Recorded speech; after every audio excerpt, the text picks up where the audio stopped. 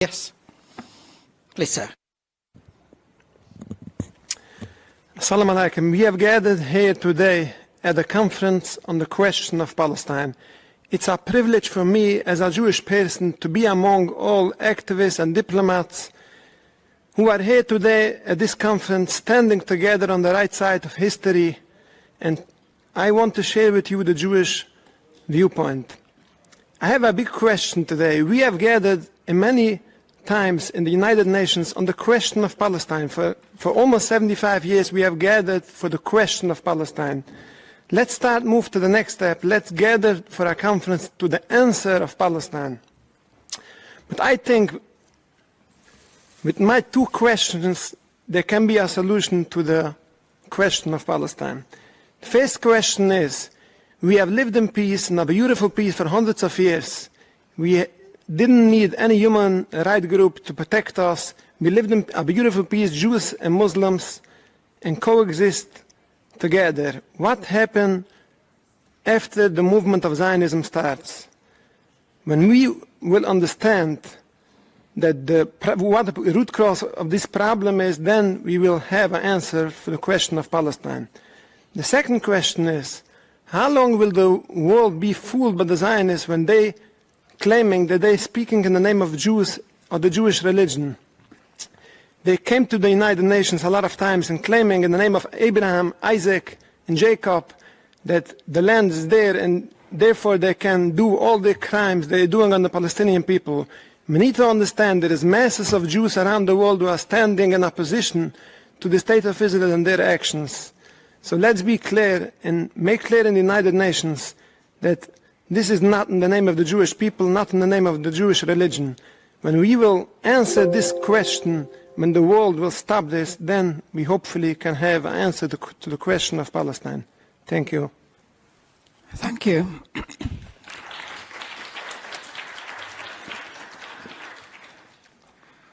I think we can address some of the questions. Maybe I'll start with you, Ahmed. Thank you very much for the questions. On the question from my Jewish friend, thank you for this question. It's important to note, and I think I would like to remind myself and you all, that in 1975 there was a resolution by the United Nations General Assembly declaring that Zionism is a form of racism and racial discrimination. The same resolution referred to the unholy alliance between Zionism and apartheid South Africa. At that time, it was already known, a matter of public record, that Zionism, that Israel has offered apartheid South Africa the so-called Jericho missiles carrying nuclear weapons. So Israel has been supportive of oppressive regimes, including apartheid South Africa. And this particular resolution was revoked in 1991 because Israel conditioned its revocation on coming to the Madrid Conference for Peace in 1991. So you see, even the whole concept of two-state solution or a compromise was a political maneuver by Israel to get rid of this resolution, and then it continued to build settlements. It continued to colonize the land. So I think we're united in this, and as Palestinians, we like to believe that our moral compass is clear. The Jewish people have always been an integral part and component of the social fabric in Palestine. They, as you describe yourself and other Jewish friends, they consider themselves Palestinians. They were part of our community, and until Zionism was exported to us from Europe with the feeling of guilt there and the colonial and imperial ambition, until that moment we lived in peace and harmony. And we never had any problem. So I think Zionism, in my view, is the problem in this situation. The United Nations General Assembly was accurate when it described it as a form of racism and racial discrimination, and the only way to move forward is to the de-Zionization of Israeli society, because it is an ugly ideology. Just see where it brainwashed people in Israel into believing that in order for you, as Israelis, to survive in this world, you have to oppress the Palestinians. It's a sick logic, and it's harming the Palestinians and costing them their lives and physical safety. But also, it's in a way the conflation between anti-Zionism and anti-Semitism, and that's something I learned from my Jewish friend, is actually harming the real and much-needed fight for anti-Semitism. Such conflation is dangerous, and I think we're united with our Jewish friends to always make the distinction that opposing Israeli policies as a government, it is nothing against the Jewish people. It is something against a Zionist ideology, which is again a form of racism and racial discrimination. This channel has featured this Bethlehem Reverend before, and we're about to have this featured again. This, but by the way, there are 2 links in the description. One is to the documentary known as Jewish Bundist Diaspora Movement, and another is basically, you know, the channel showing itself that we do understand what socialism actually is.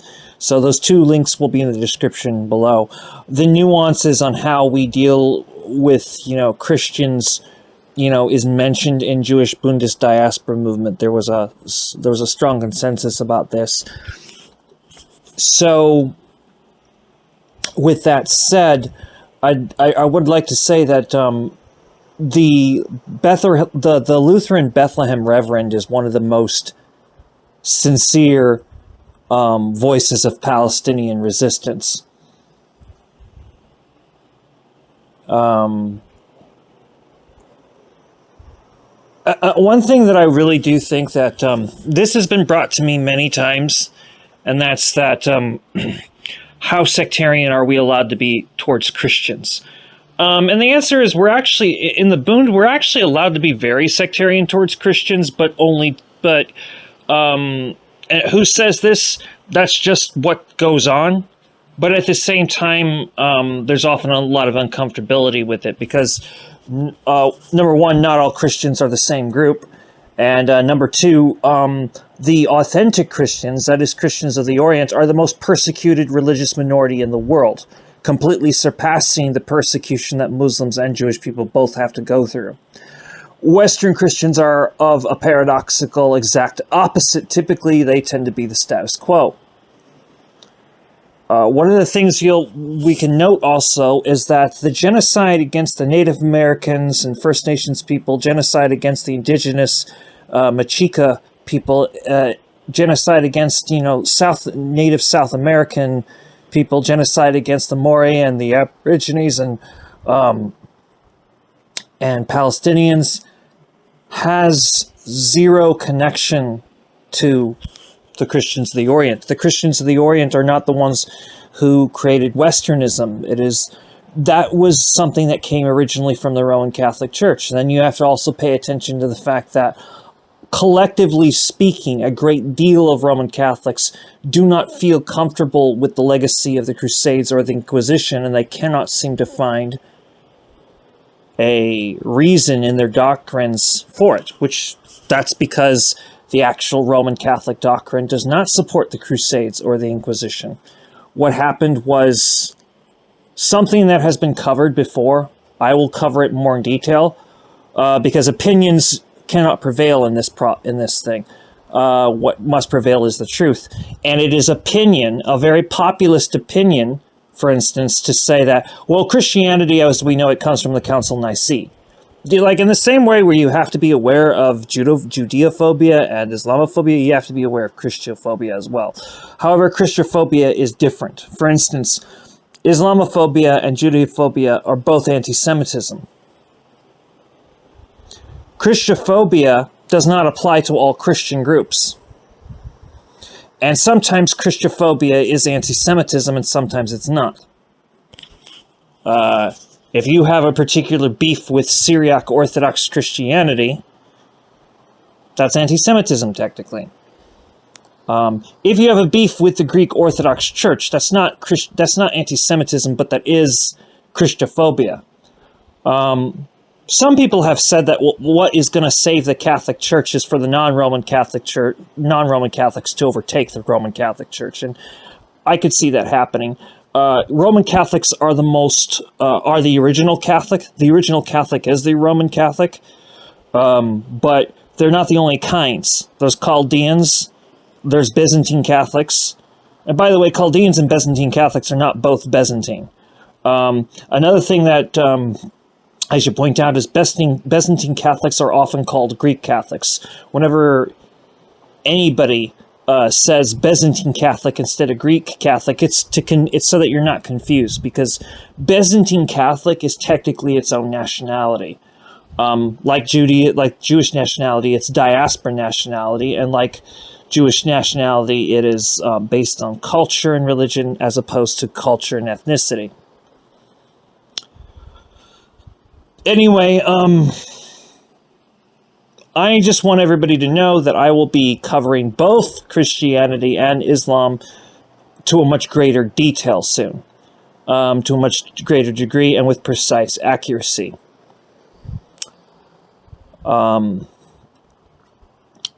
So I'm very fond of this Bethlehem Palestinian reverend, again, if you haven't, you should look up his sermon on, Jesus and the rubble. It's really interesting. I think that Judaism, as Judaism goes through reawakening, what we often forget is we don't really believe other religions are false. We're not even supposed to believe that Christianity is false necessarily. We're supposed to believe, as we do, that out of all religions in the world, the one with the least amount of truth is Christianity, and that is the truth. The religion with the least amount of credibility is Christianity, but it still does have credibility. And what gives a religion credibility and what gives it not credibility, these are discussions for another time, but these are discussions I particularly will be provoking, but I'll be provoking by providing the facts. Just because you have an opinion does not mean you can sit next to me as an equal and debate me things you don't know what you're talking about. I do not apologize if that sounded arrogant. I'm dealing with a pool of ignorance wherever I go, so that's unfortunately bleeding out. And rather than being overly not personal with you, it's more better if I am personal with you with a bit of restraint, and that's what I'm trying to do here. So this came out on April 1st, 2024. This is Democracy Now!, democracynow.org. I'm Amy Goodman. As Christians around the world celebrated Easter Sunday, Palestinians face severe restrictions on entering the Old City in Jerusalem. Palestinian Christians from the occupied West Bank were prevented from reaching Jerusalem for Good Friday to walk the Via Dolorosa, the path Jesus is said to have followed on the way to his crucifixion more than 2,000 years ago. Even before October, Palestinian Christians had to seek permission to visit the Old City. In Bethlehem, where Jesus was born, the wall separating Israel from the West Bank cuts through the city, largely empty of tourists this weekend. The Reverend Munter Ishaq, who is the pastor at the Evangelical Lutheran Christmas Church in Bethlehem, participated in Easter Vigil for Gaza on Saturday. This is some of what he said. Today we have entered a new phase of the war of genocide, in which the people of Gaza are being killed by hunger, thirst, and disease. They are starved to death. It is a slow death. They are hanging between heaven and earth, dying slowly while the world is watching. They have no form or majesty, that we should look at them, from whom men hide their faces. It took more than 5 months and 32,000 people killed, including 13,000 children, for the UN Security Council to finally pass a ceasefire. But nothing has changed on the ground. Since when does Israel care about UN resolutions? Israel has never been held accountable or even condemned by Western leaders. This remains the single biggest problem today. Right now, we are pleading for aid and food to enter. We gave up on a ceasefire. Just bring food, water, and medicine. Lord, have mercy. Friends, a genocide has been normalized. And as people of faith, if we truly claim to follow a crucified Savior, we can never be okay with this. We should never accept the normalization of a genocide. We should never be okay with children dying from starvation, not because of drought or famine, but starvation, man-made catastrophe, because of the empire. A genocide has been normalized just as apartheid was normalized in Palestine. And before that, in South Africa, just as slavery and the caste system were normalized. It has been firmly established to us that the leaders of the superpowers and those who benefit from the modern colonialism do not look at us as equals. They created the narrative to normalize genocide. They have a theology for it. A genocide has been normalized. This is racism at its worst. And the very same political and church leaders who lined up in October, one after the other, to give the green light for this genocide, giving it the cover of self-defense, cannot even bring themselves to condemn the obvious war crimes being committed by Israel. They are good at raising their concern. They make statements that they are troubled by the killing of our children. We're sorry that the killing of our children by your weapons actually troubled you. They want to convince us that they actually care. So they raise funds, they are silent during the genocide, and then show up afterwards with charity to say that they care. Can we really accept this? Many countries rushed to suspend their funding of UNRWA based on mere allegations that were not fully proven, yet did nothing with regards to the clear findings of the ICJ. The amount of hypocrisy is incomprehensible, and the level of racism involved for such hypocrisy is appalling. And now some politicians claim that their patience with Israel is ending, and we say, nothing can wash the blood from your hands. That was the Reverend Munther Isaac in English, pastor at the Evangelical Lutheran Christmas Church, speaking in Bethlehem at an Easter vigil for Gaza Saturday. Joining us now from Bethlehem in the occupied West Bank. Reverend Isaac, thank you for joining Democracy Now! Again. You joined us at Christmas time after you'd made that famous Christ in the Rubble. I'm wondering if you can share a description of what's happening in Bethlehem today in the occupied West Bank, and also talk about what happened on Good Friday. Thank you for having me. Bethlehem, like the rest of Palestinian cities in the West Bank, continue to be almost completely isolated since the war began. And when I say isolated, I'm not just referring to the fact that we cannot go to Jerusalem, but even a trip to other Palestinian towns and cities right now is a big hassle. It's a risky trip because of the potential of settler violence on the roads that Israel control between all the Palestinian towns and cities. And the delays that the checkpoints are causing. Sometimes you could wait up to 2 to 3 hours just on the checkpoint with no movement. It's all part of intimidation and control. And as I said, here in Bethlehem, we're also completely now isolated from Jerusalem. Jerusalem is 15, 20 minutes drive from where I'm speaking from. Jerusalem, we used to be considered like another neighborhood in Jerusalem, like two twin cities. But right now, for the first time in history, we are completely isolated as Bethlehem and Jerusalem. And again, if you could talk about what happened on Good Friday, the procession in the Old City.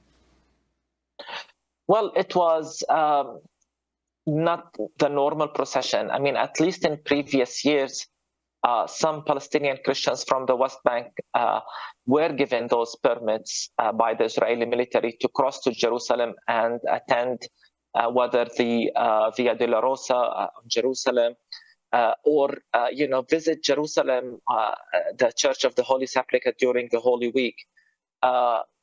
Permits are not available these days. The normal processions and prayers that take place in the Old City with many faithful were missing, and you could see that very small numbers took part in these prayers.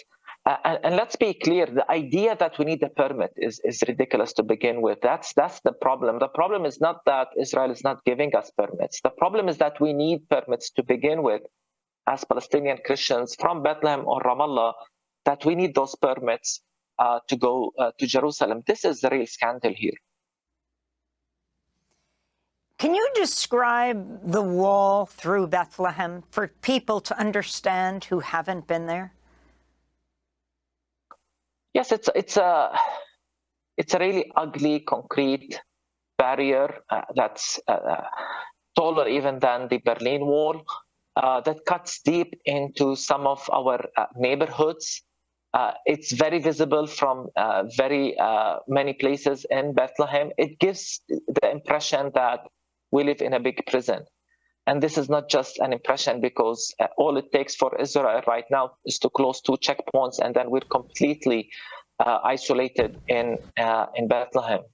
The wall speaks volumes. I mean, it's the message that it's sending, that we're not wanted, that we're as if dangerous. There is a psychological effect to it, again, because it's very visible. And the route of the wall is very indicative. As I said, it cuts deep into Palestinian neighborhoods in Bethlehem, and it basically confiscated all the land surrounding Bethlehem area.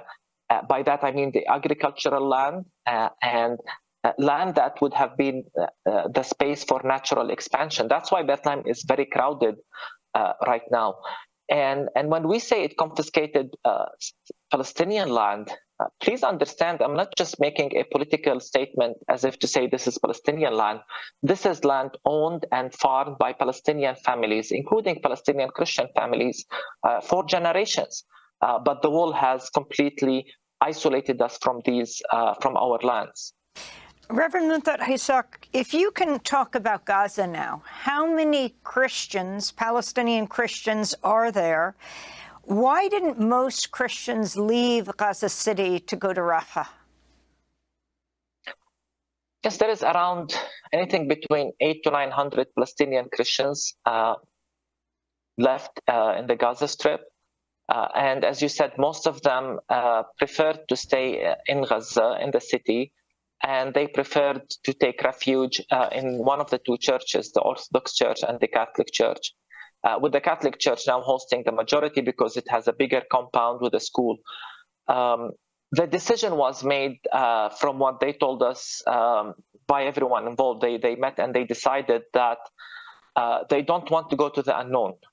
They don't want to end up in tents in Egypt, maybe, or in the desert. Don't forget that many still carry the memories of 1948, the Nakba. So they don't want to leave their homes again.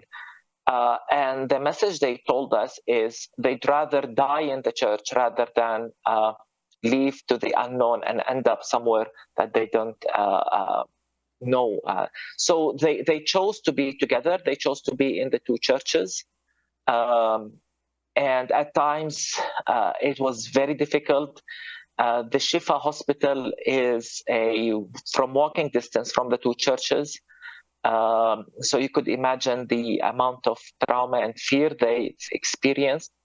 Many were killed in this war already, whether by bombardment or by snipers, or from diseases. The problem right now is if you get sick in Gaza, chances are very high you don't survive because there is no medical care at all. I wanted to ask you 2 questions. One about the Pope giving his Easter sermon at the Vatican, calling for a ceasefire. While he called for peace, a Republican member of the U.S. Congress publicly suggested Gaza should be bombed, quote, like Nagasaki and Hiroshima. It was Michigan Congressmember Tim Walberg, who himself is an ordained pastor, who made the comment during a recent town hall. Listen carefully. It's a little off mic. We shouldn't be spending a dime on humanitarian aid. It should be like Nagasaki and Hiroshima. Get it over quick. Your thoughts? Shouldn't be sending a dime of humanitarian aid, and it should be dealt with like the U.S. dealt with Nagasaki and Hiroshima? I'm angry. It really makes me angry. And I've heard these comments and I couldn't believe it. I really couldn't believe it. It makes me angry as a Christian, makes me furious as a Christian for the lack of mercy and compassion. This is definitely not Jesus' way. I can't understand which Bible are they reading. And then when I search about this congressman, only to discover that he went to prestigious and influential evangelical seminaries. He was a pastor. I couldn't believe it. I mean, this is a stain on the credibility of the Christian witness.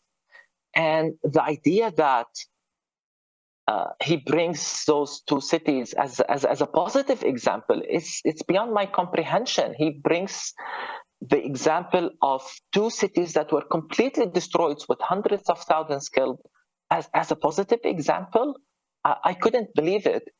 I couldn't believe that, he would think of that, only to think that the real scary part of all of this is that Israel could actually do it and get away with it because of people like him providing the political and theological cover to execute such a genocide, just as we've been witnessing for the last 5 to 6 months. This is the scary part, that he thinks of it as a possibility, and that we know that if it happens, there are those who will continue to defend it. I'm horrified by this. As a pastor, I'm appalled, and I'm angry because this is not a Christian witness. Finally, and we need more cause for ceasefire. We need stronger cause for a ceasefire like the one Pope Francis made. We need those church leaders to come to the Holy Land, come and demand a ceasefire. It's beyond tragic. We need to be very forceful in our demand right now for a ceasefire. Finally, in a moment, we're going to be talking about the mass protests in Tel Aviv around calling for, it used to be the resignation of Prime Minister Netanyahu. Now it's for the overthrow of the government. Your thoughts? Well, I think Netanyahu should have resigned on October 7th. He led us to this mess. And I'm not just saying that because of his negligence, but his policies, this current Israeli government's policies, their policies with regard to continuing the split between the Palestinian Authority and Hamas, empowering one over the other, even bringing cash money, the fact that they intentionally killed the two-state solution, all of that led us, these are all the policies that led us to this mess. And we've been saying that things are about to explode. We've been warning for that. So to me, he should have resigned. If he had any integrity, he should have resigned immediately after October 7th for causing the deaths of so many innocent Palestinians and Israeli civilians, as we are witnessing right now. Reverend we definitely need... I want to thank you so much for being with us, Reverend Munther Ishaq, Palestinian Christian theologian, pastor at the Evangelical Lutheran Christmas Church in Bethlehem. He addressed Easter Vigil for Gaza on Saturday.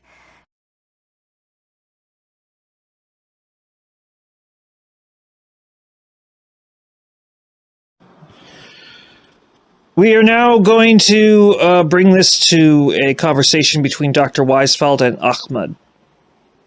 This presentation came out on March 28th, 2024. Here we are.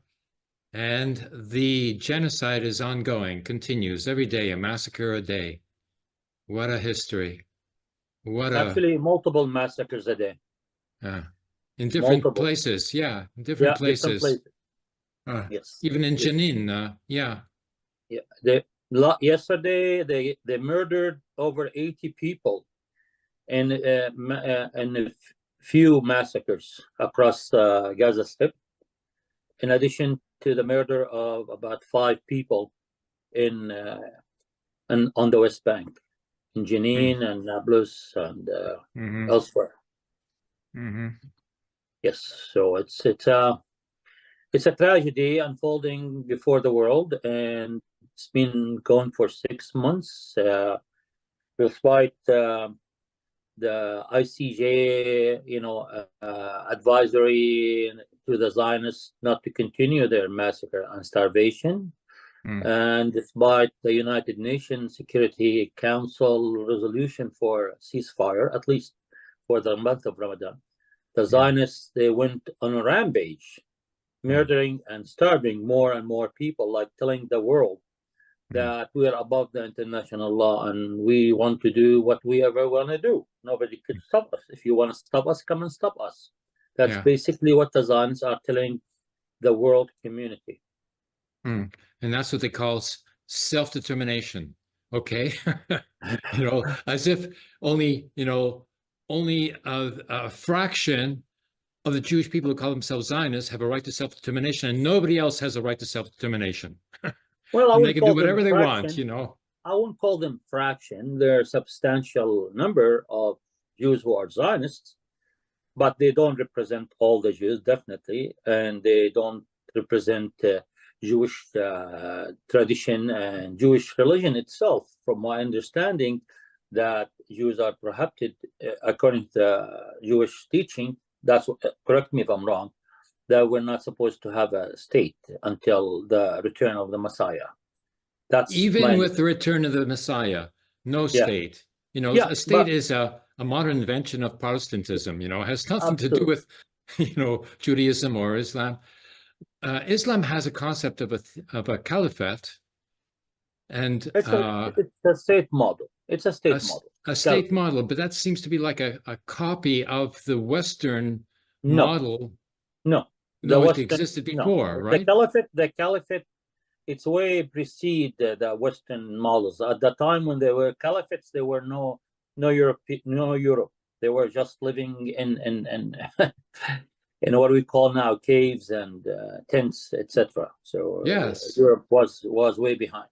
Europe was very underdeveloped. It still is. Oh, yeah, definitely. They were start developing developing. Europe was start to developing after the Arab conquer of southern Spain and starting a state there, which has universities and culture, where lots of Europeans came to study in the Arab universities, and many Jews moved from Europe to that area, who are now called the Sephardis. Sephardi Jews who lived in that state, and they flourished actually in Andalus. We call it Andalus or Andalusia. That's another issue. We're not going to go into detailed history. So the Zionists, I believe, they actually self-inflicted traumatization or trauma of believing that the entire world is against them, and they own all the pogroms and the Holocaust to themselves. Therefore, in order as a trauma patients, the Zionists, I'll call them, they're acting as if everybody owes them. No, they owe nothing to the world. They are above the world because they are the chosen one, and because the 6 million Jews perished during the Holocaust. Therefore, the world, who is the world to tell them what to do? They can do whatever they want, whenever they want, without any responsibility. This is called the traumatized psychosis. They could murder, kill, do whatever they want because the world let us die in the Holocaust. Whereas the Zionists were actually collaborators with the Nazis. And before 1967, they didn't talk about the Holocaust. There were no Holocaust commemorations. There was no, Warsaw Ghetto commemoration. 1973, I and Joe Meslin, the president of the Parrott School in the Workers' Circle of Toronto, were the first to set up a Warsaw Ghetto commemoration. Well, the Zionists, they use whatever they want whenever they need it, whenever they need it.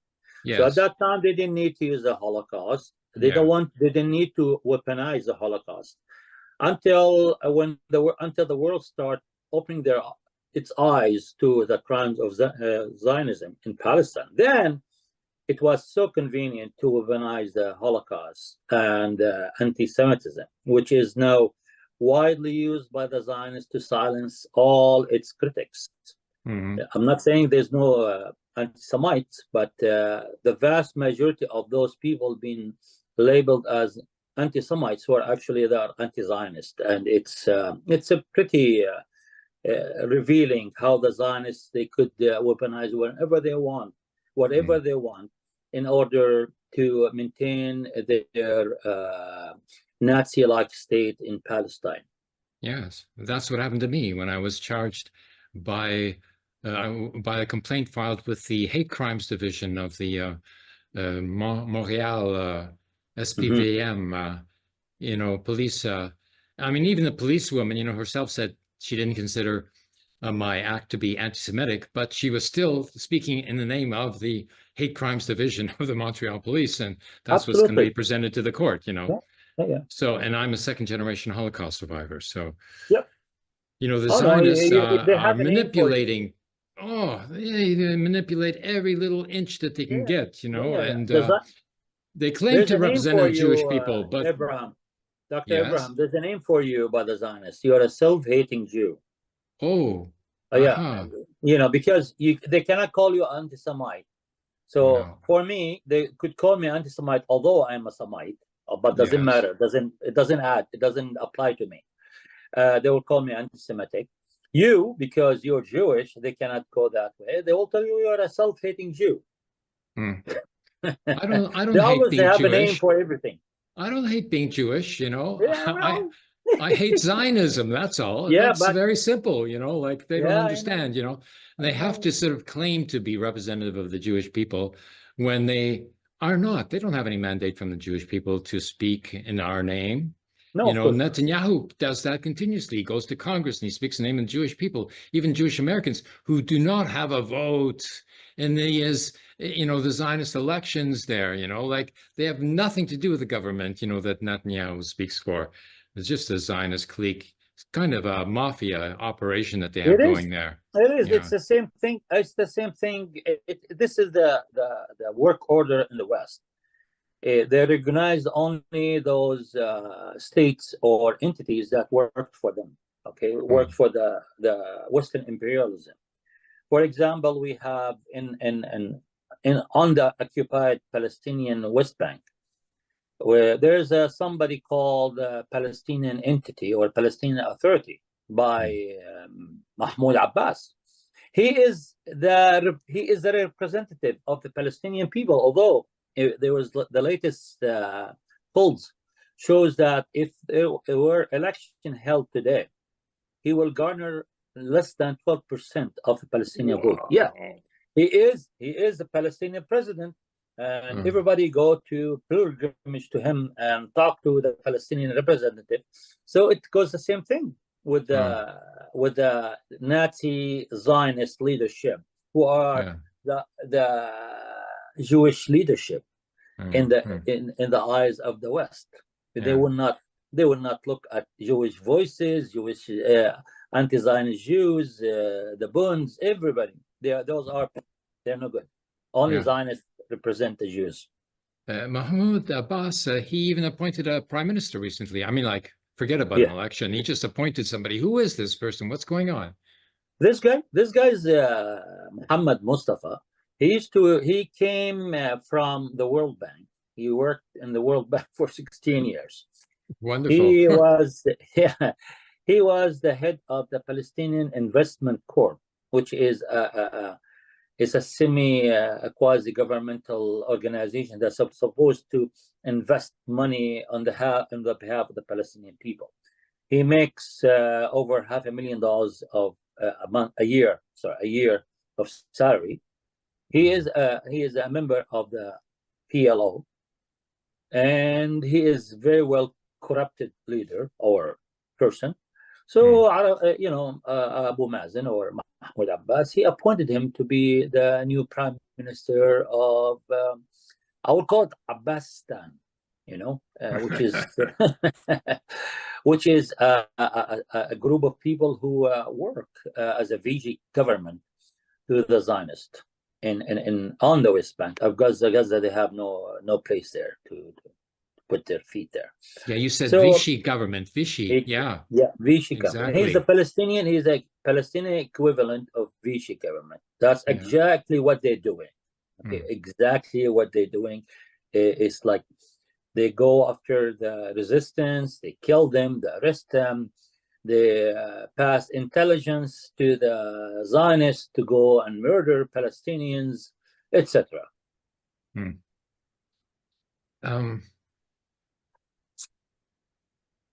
Oh my, it's so overwhelming, you know. It is. But they're being isolated, increasingly isolated, even according to the Jewish people, Jewish Americans, you know, the biggest, the biggest Zionist in the United States, you know, Chuck Schumer, who's the head of the Democratic caucus in the Senate and is a Zionist, and he says so. He's the one who just came out and called for basically the overthrow of Netanyahu, called for new elections, even though there's no election coming up.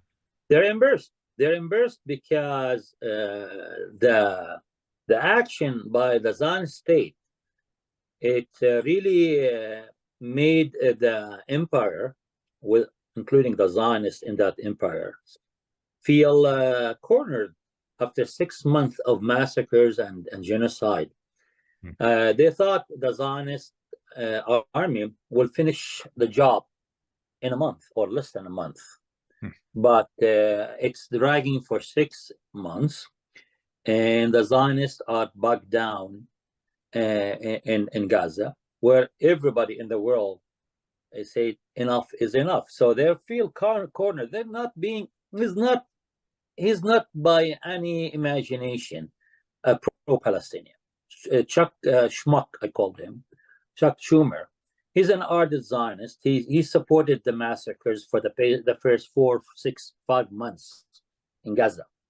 But when becoming clear that there's no end to what they're doing, the Zionists, he said, well, there's somebody to be blamed. We're not going to blame Israel, the state. We're not going to blame the Zionist army, the fascist Zionist army. We're not going to blame the 91% of the Israelis who were calling for more murder and killing. We gotta blame someone. Somebody we have to throw him under the bus to show that Israel is innocent, the army is innocent, the Israelis are innocent, and we are the empire. We're innocent. It's him. It's Netanyahu. No, Netanyahu was acting and behaving in concert of you, Chuck Schmuck. Okay, and in concert of what the Zionist settler colonists wanted in Gaza to happen. But thanks to the steadfasting of the people, the resilience of the resistance in Gaza and in southern Lebanon, made that Chuck Schmuck change his rhetoric, at least to the public. Say, you know, it's him, not us. Yes, he had to, because the younger generations have already turned against the Zionist regime. Young Jewish Americans as well, the majority who are opposed to the Zionism, the Zionist trip now, Zionist genocide.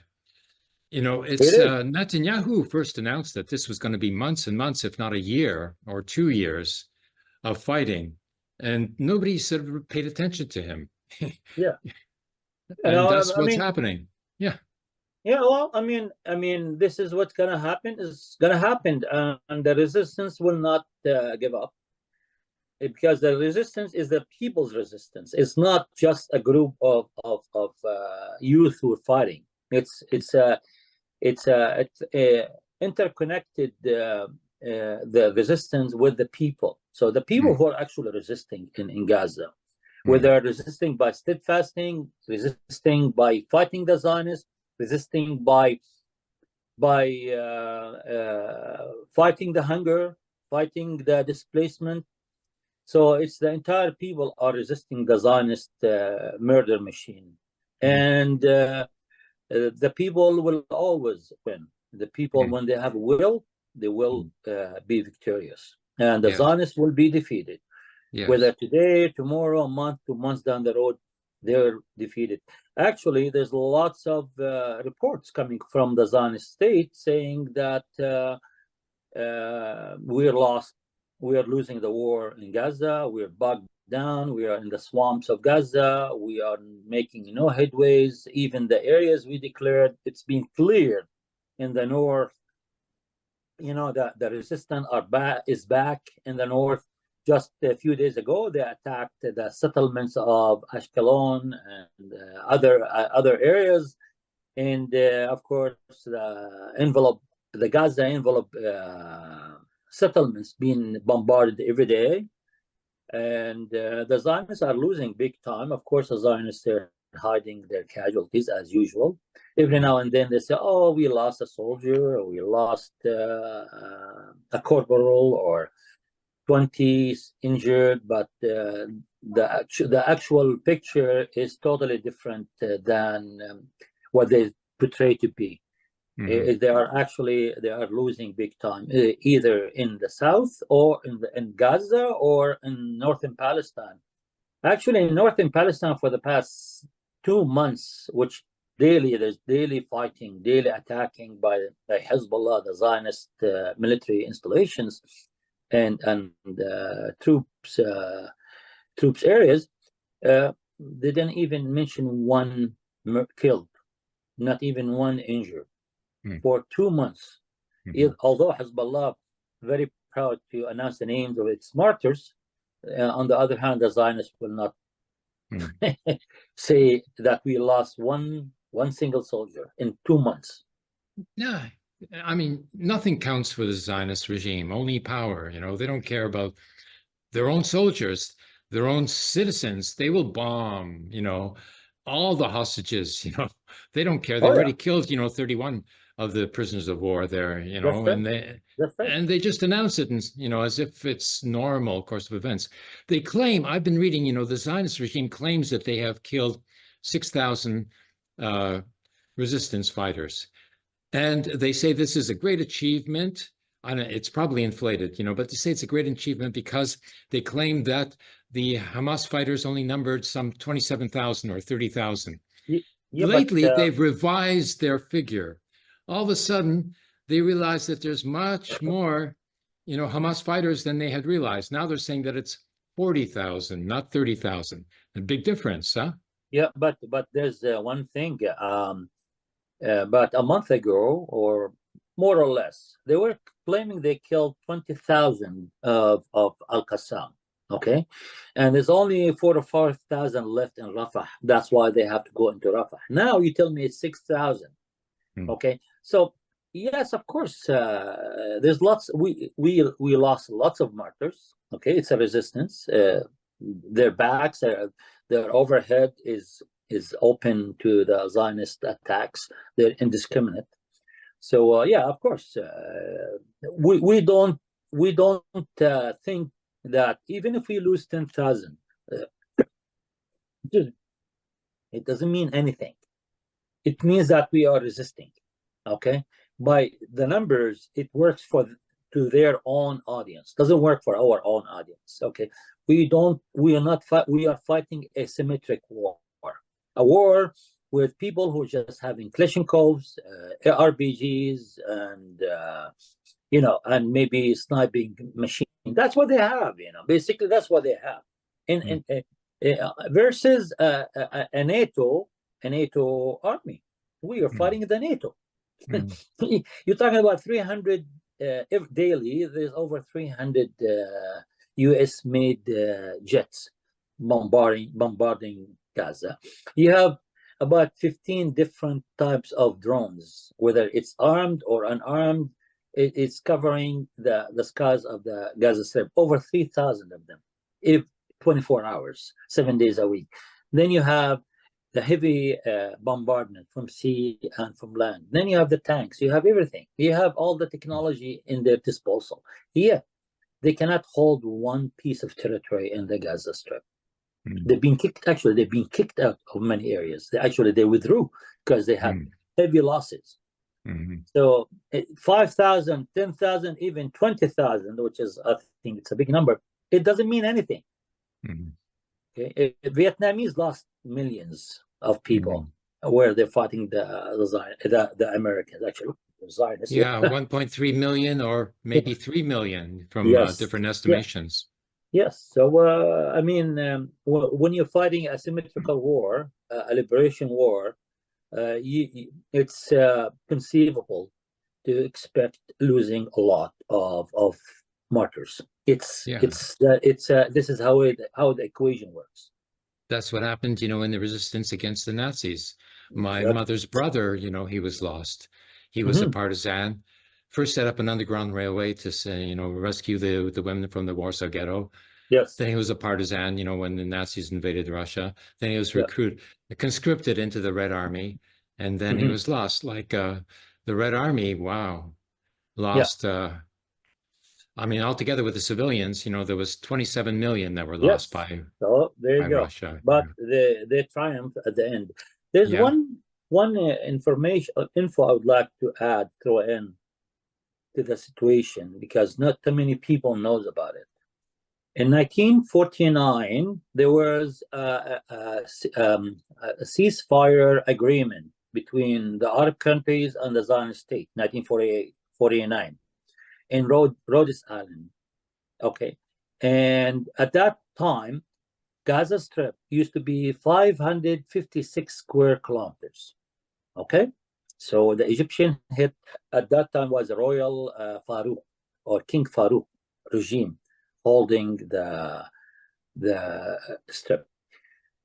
And due to the attacks of the Palestinian Fidayeen at that time, which is the guerrilla means in Arabic, okay, the Zionists complained to the British, who relayed that to King Farouk, that this is what's going on, what's happening.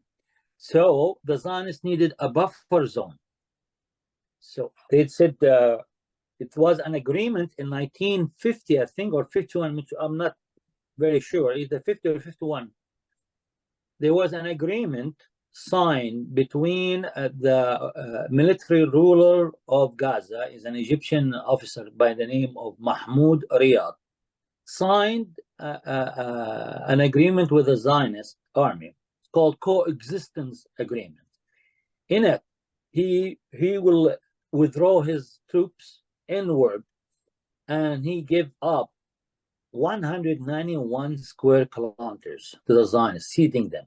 A land is not his anywhere. It's a Palestinian land. In these areas, okay, all the Palestinians were being forced by the Egyptian into Gaza. Another Nakba, a small mini Nakba. Yes, sir. Within this 191 square kilometers, the Zionists created a few moshavim, moshav, which is a kibbutz, military kibbutz, okay, which now called Gaza envelope, which in October 7, the Palestinians broke through the concentration camp and went to the land it's rightfully belonged to them, and according to the ceasefire agreement of 1949. So these settlements, they were not a regular Israeli town. They were moshavs. Okay, everybody know what a moshav is. As I said, it's a military mixed military and agricultural settlements. So what happened, even if they were civilians killed or murdered, as I say, it's within the rights of the international law of rules of engagement of liberation movement fighting back the occupation. So I'd like to throw that information. It's very important for people to know that Gaza Strip used to be 556 square kilometers. Now is 365 square kilometers. Yes. It's 556 square kilometers, I think, was the designation under the partition plan passed by the United Nations General Assembly. No. Partition plan, the land is way bigger than that. It goes up to Jaffa, So no, that's has nothing to do with the partition plan. Partition plan give Gaza. Well, if we want to consider the Gaza area, you're talking about minimum about 6,000 to 7,000 square kilometers, because encompasses part of North, western Naqab desert. So that's not part of the partition plan. It's It's called the armistice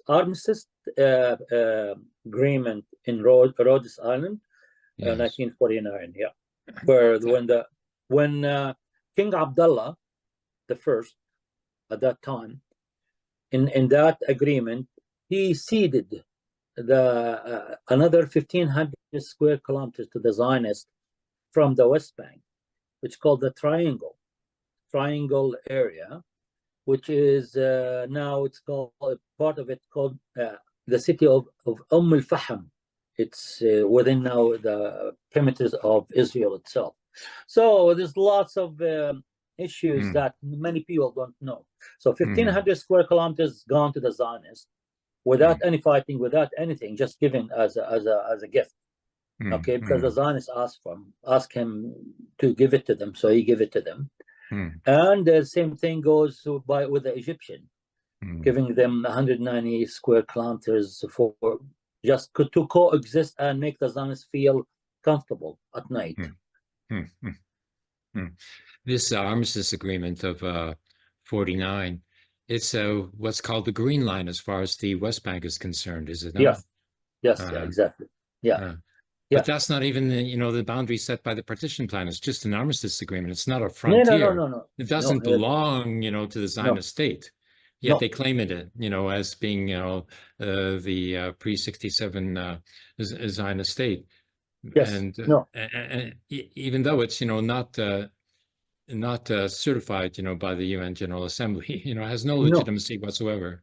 No, of course not. If you want to go back to 1947 partition plan, most of the corridor between Jaffa and the settlement of Tel Aviv, all the way to Al-Quds, which is they call it Jerusalem, that huge parcel of land used to be part of the Palestinian state, according to the partition plan. All that being swallowed up by the Zionists. Actually, Deir Yassin massacre was part of that Palestinian statehood. And that, we know what happened in the massacre, and many other areas, Lud, Ramla, all were part of the Palestinian state. They were all swallowed by the Zionists. So it's the Zionists took over 20% of where they allocated by the illegitimate partition plan. Yes, I think they went from 52 to 74% of historic Palestine. No, from 54% to 78%. Oh. Yes, so that's quite a bit. It's it's quite a bit of land they took. Most of the upper Galilee, we call it Al-Jalil, used to be part of the Palestinian state. The Zionists swallow it. Most of the land, as I said, between the corridor, it's a huge corridor, like you're talking about 30 kilometers, 30 to 40 kilometers wide to about 50 kilometers length. That means also between Jaffa and Al-Quds being swallowed by the Zionists. Many parts around Gaza Strip, all being swallowed up by the Zionists.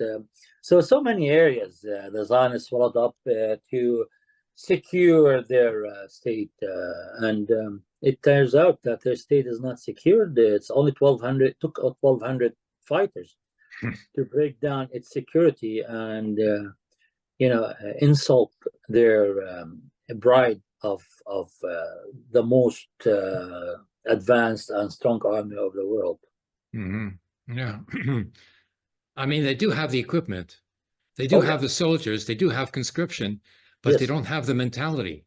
They have a delusion of power. Exactly. They're cowards. That's all. That's what it is. They're just cowards.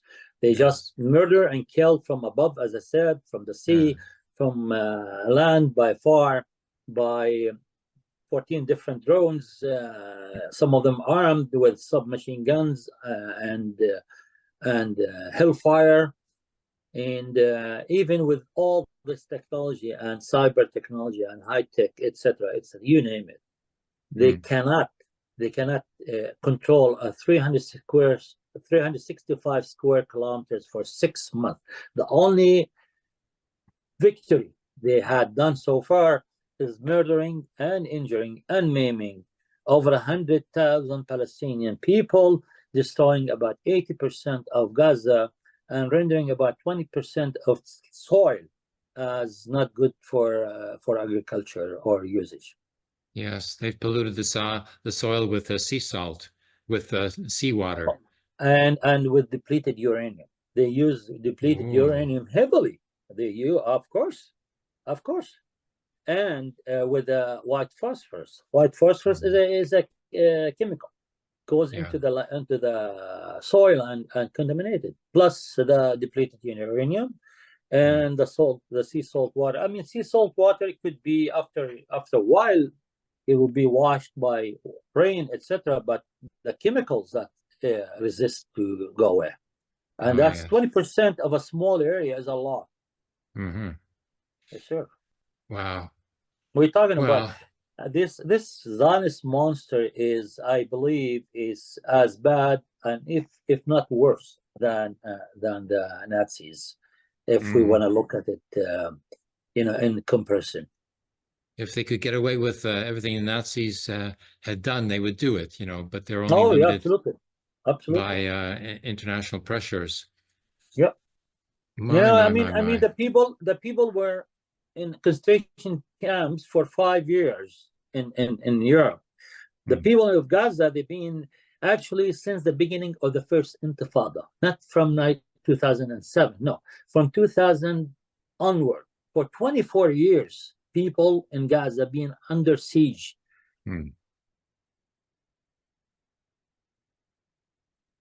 Oh, your connection has frozen. Yeah, go ahead. Your connection had been frozen there for a little while, but we're coming to the end of our time allocated in any case. So what can we say in conclusion? What do we have to look forward to? What do we have to do? What's going to be the end of this genocide? How is it going to end? I don't know. I think the war will continue. I think the Zionists are going to Rafah, as I said before, and I don't think they will change their mind because this is survivor for them, especially for Netanyahu and his thugs in the government, the so-called right wing. I call them Nazi government.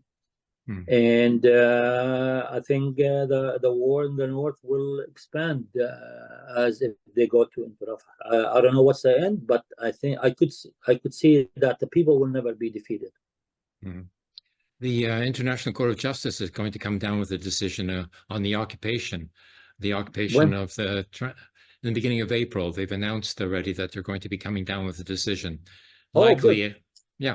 Likely a decision to condemn the occupation, but what are they going to do? This is an advisory opinion that they were asked to investigate by the UN General Assembly. So this advisory opinion is going to go back to the UN General Assembly, and the General Assembly is supposed to be doing something about it. What? Expelling Israel from the General Assembly, suspending Israel from, the Zionists from the General Assembly. That's possible. That's the most likely, scenario, but it's the least effective, because what do they care? They denounce, in the General Assembly in any case, they don't even want to be there. So any news about ICJ decision? The ICJ, the International Justice. This would be an ICJ decision on the occupation. That's separate from the decision on genocide. Now they're being asked to do something about the decision on genocide, so they're going to have to be recommending some sort of procedure by the General Assembly for sanctions against the Zionist regime. Sanctions would be effective, yes, but the United States is not going to follow the sanctions. They're going to continue supplying them with, the utmost weapons. The international legality is important, but I don't see it as big maker or shaker. I think the ground, the battleground, which will decide whether the Zionists will stop their slaughter or not.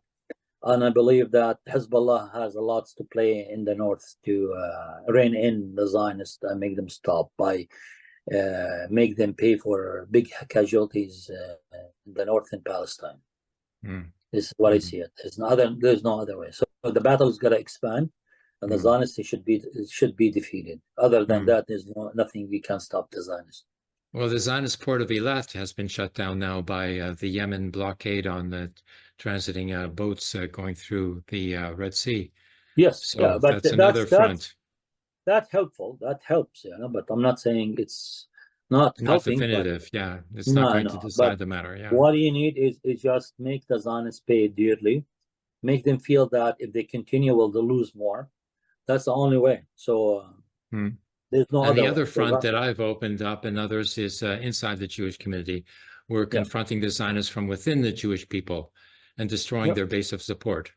And it's working, That's I call it the third front on the Zionism. The first one in Gaza, second front in southern Lebanon, northern Palestine, and the third front is as important as the first two fronts, is Jewish conscience to fight the Nazi Zionists everywhere. And it's gaining momentum across the world, and kudos to all progressive Jews. Thank you so much. That's the finishing note that I think that we can end on for today, and looking forward to your next presentation. Thank you, Ahmed. Okay. And now we're going to bring this to a conversation between Dr. Weizfeld and Steve Struggle from the original Black Panther Party. This one came out on March 30th, 2024. Here we are. And here we are in Ramadan as well. I've been fasting for 3 weeks now, and I'm spaced out, and I'm going to be slower than usual. Okay. But the genocide is continuing, and they couldn't care less, that the International Court of Justice it was the Security Council that asked for a truce during Ramadan, and the Zionists couldn't care less. So what exactly happened? Well, they're preparing to occupy the Rafah region, which is the last region that has not been occupied by the invasion of Gaza. And I think their intention is to round up all the military-aged men, isolate them. There's photos now that I've been posting on Facebook showing how they're bound and stripped of their outer clothing, and with a number, written on their back. And they're held there as captives, even though they're civilians. And their intention is to separate the military-aged men, from the general population, so they cannot become fighters. They cannot, become, fighters for Hamas. Hamas has lost,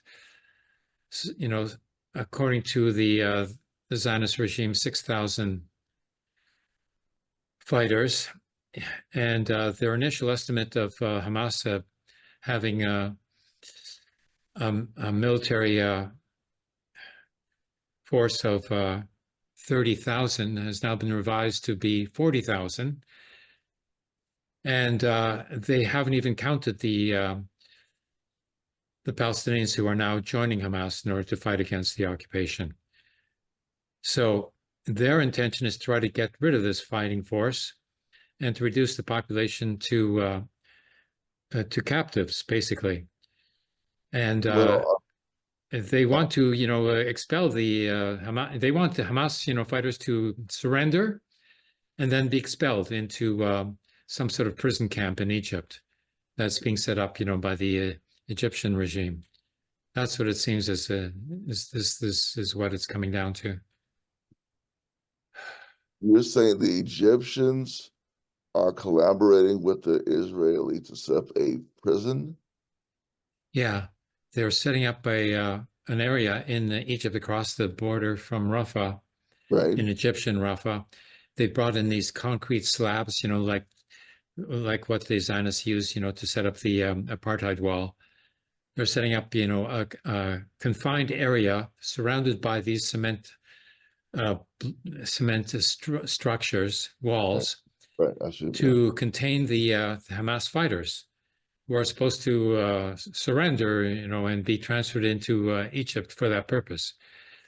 However, I would not recommend this kind of surrender. I'd rather die fighting than surrender, because what happened in Beirut in 1982 is that with the occupation of West Beirut by Israeli General Sharon, and then they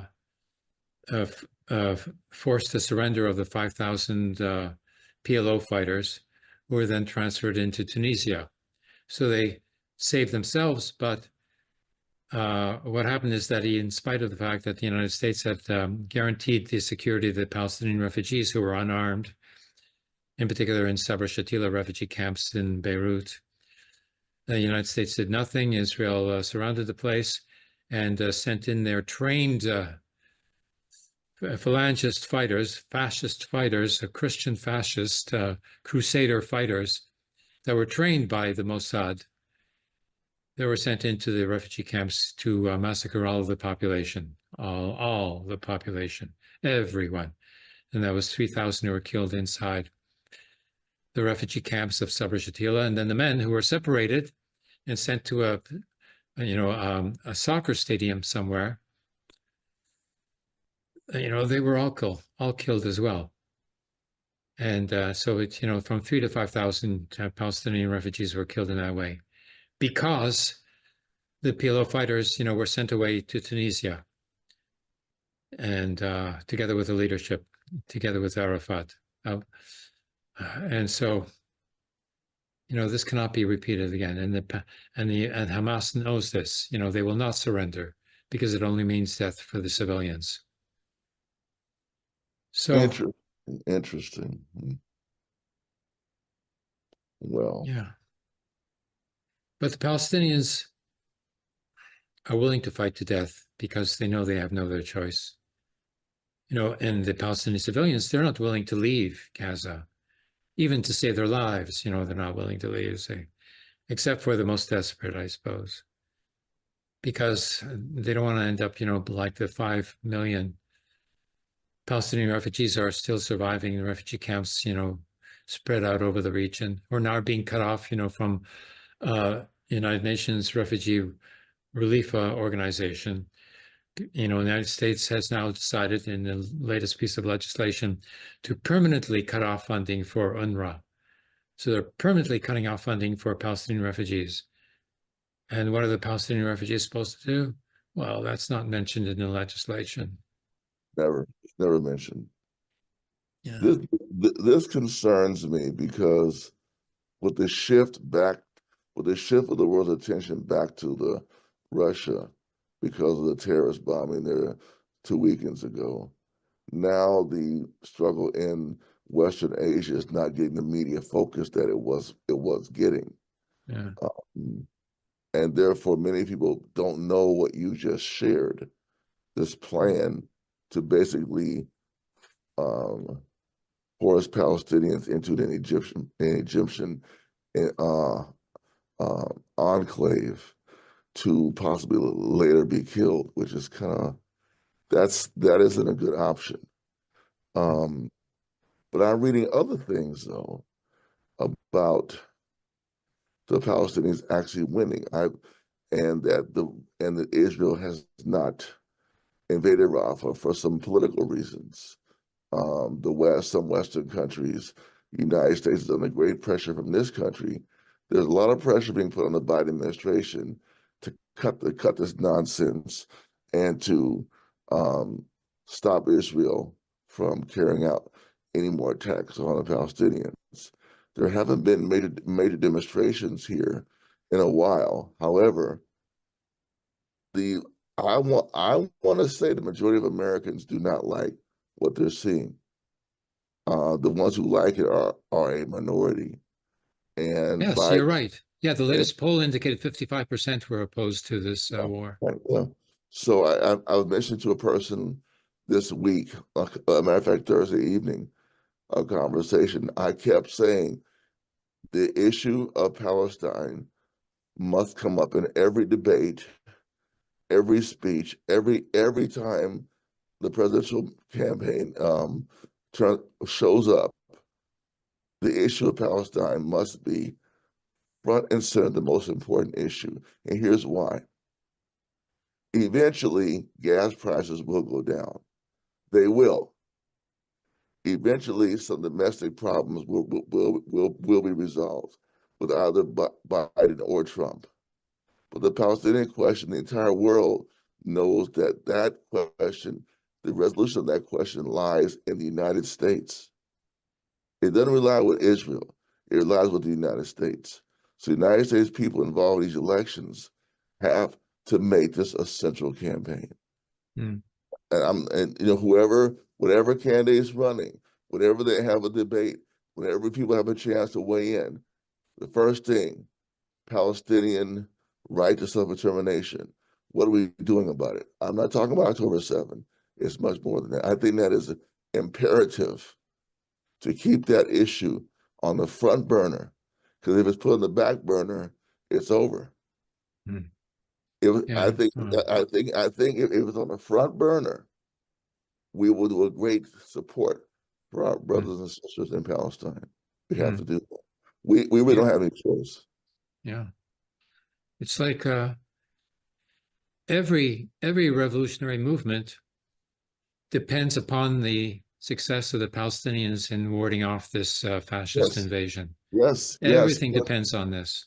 It is crucial, because everybody has seen the naked genocide, the naked brutality, the naked destruction of Israel with firm U.S. backing and assistance.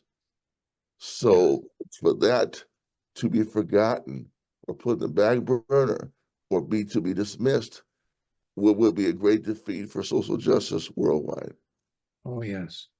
Because if they get away with this genocide in Gaza, they'll do it to any other revolutionary experience anywhere else in the world. Anywhere else in the world. That's right. Yeah. Including New York, Atlanta, no matter where, Well, Atlanta, has been a hotbed. There's been one activist murdered by the police a few months ago regarding the struggle against Cop City, a privately funded police training center. They have dozens of people under indictment for racketeering and running a racketeering influence corrupt organization, RICO, a law that was passed to fight the mob. They have, I want to say, 60 activists, 60 in Atlanta have been arrested on RICO charges. So they are fighting back in Atlanta. They are. It's one of the centers right now of this movement to criminalize dissent is in Atlanta under a Black mayor. Yes. Wow. Yes, I've read about the Cop City, and it seems like that they're training the cops to be a military force to attack and carry out pogroms in the Black ghettos of America. Well, there was a story recently from Mississippi, in Rankin County.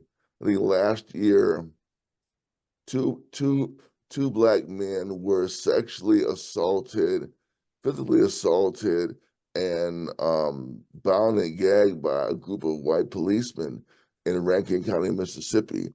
Along this same line, there was some claim that a white woman was being held hostage in a home or something. The police kicked in the door, raided the house, and just abused the men in some ways that I don't even want to discuss on this show. It was just the tip of the iceberg. The police chief has refused to resign. There were convictions brought on all charges. And what I'm saying is, this happened in the light of the George Floyd protests. There have been some people saying the George Floyd protests were not successful. I disagree. We wouldn't expect the George Floyd protests to end police brutality, will we? No. The George Floyd protests could not end police brutality, but what it brought was the reckoning of large numbers of people who were against cop terror to put it to let the state and the police know you are being watched, and if and when you get out of hand, we might not win, but we will fight back. So I consider that a victory. These 5 policemen were sentenced to up to 25 years in prison for assaulting these 2 African American men around between 28 and 45 years old. They were viciously assaulted, just for no reason at all. 25 years, good. That's good. Well, you know, yeah, I'm looking forward to the reception committee inside the prison as well. Me too. Yes, so am I. You know, Derek Chauvin, you know, met his committee there. He sure did, didn't he? Yeah. He sure did. Yeah. Well, what can save the Palestinians? You know, this is, I'm drawing a blank. You know, millions of people demonstrating. Okay, so that forced the United States, you know, to abstain in the vote in the Security Council, and then claim afterwards that it's non-binding because they abstained. Doesn't apply to them because they abstained. You know, what about majority rule? You know, like what about, you know, legal procedure? You know, like nothing of that nature counts anymore. Okay. No, doesn't apply to them. No. Yeah. I do think the question has to be asked, because we're at a point now where we've had millions of people in the streets. The Israeli occupation is continuing and is widening. And we do have to continue to evolve our movement with strategies and tactics that have the goal of Palestinian self-determination. I know it has to be a conversation that involves more than us as 2 people. But I think you're right. We do need to consider what's occurred, what progress has been made, what issues still are resolving, or what issues still need to be resolved, and what are we going to do about it. I totally agree. In the Here and Now this week with Ahmed, he mentioned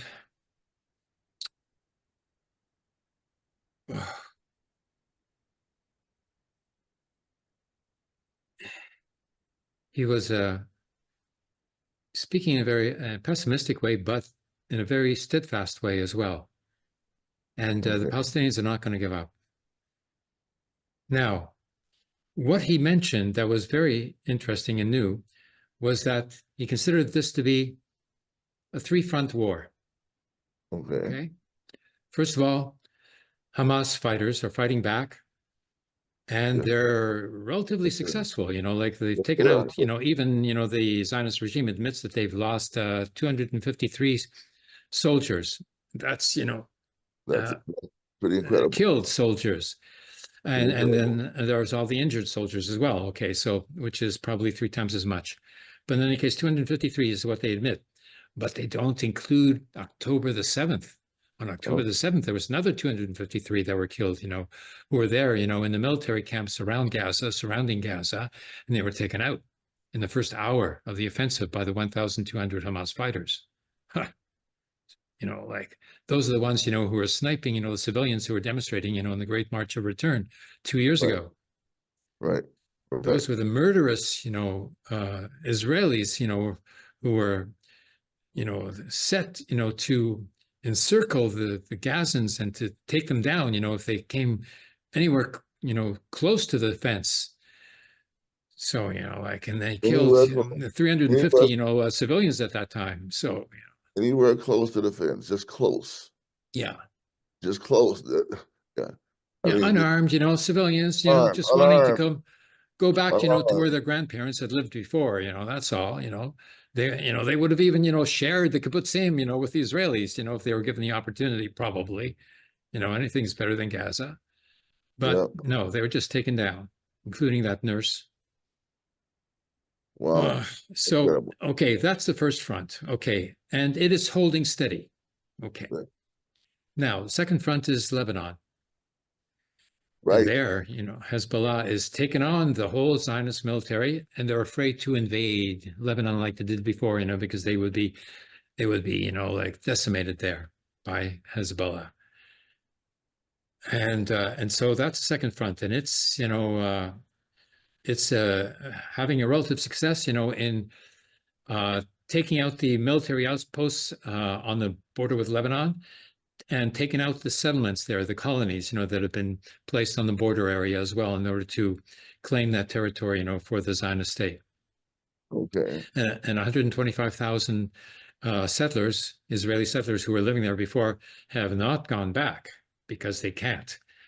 Part of the, their villages have been destroyed, by the missiles, like sophisticated missiles, not, the sugar and fertilizer, mortars, of Hamas. No, these are real missiles.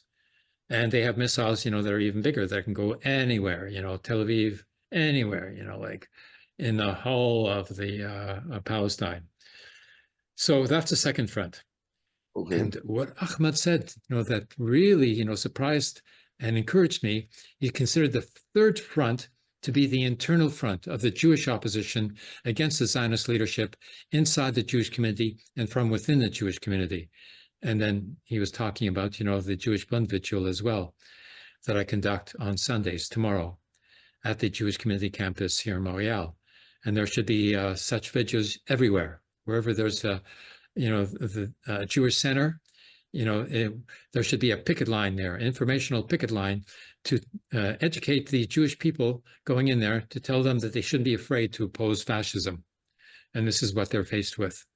Not only the Palestinians are being faced with fascism, it's the Jewish people are being faced with fascism.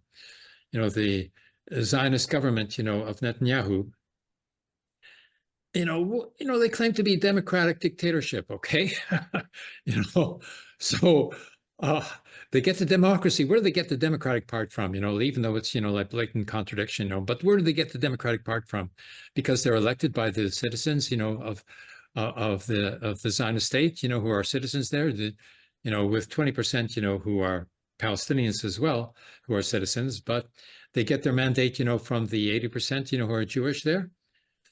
Well, they don't even have that, because those fascists who are in the war cabinet, they have only, like 7 or 9 seats, in the whole parliament of the Knesset there. Where do they get, to claim that there's some kind of a majority? And even if that government was initially elected by a majority, it's only a minority of the Jewish people who have a vote in those elections. They don't speak for the Jewish people.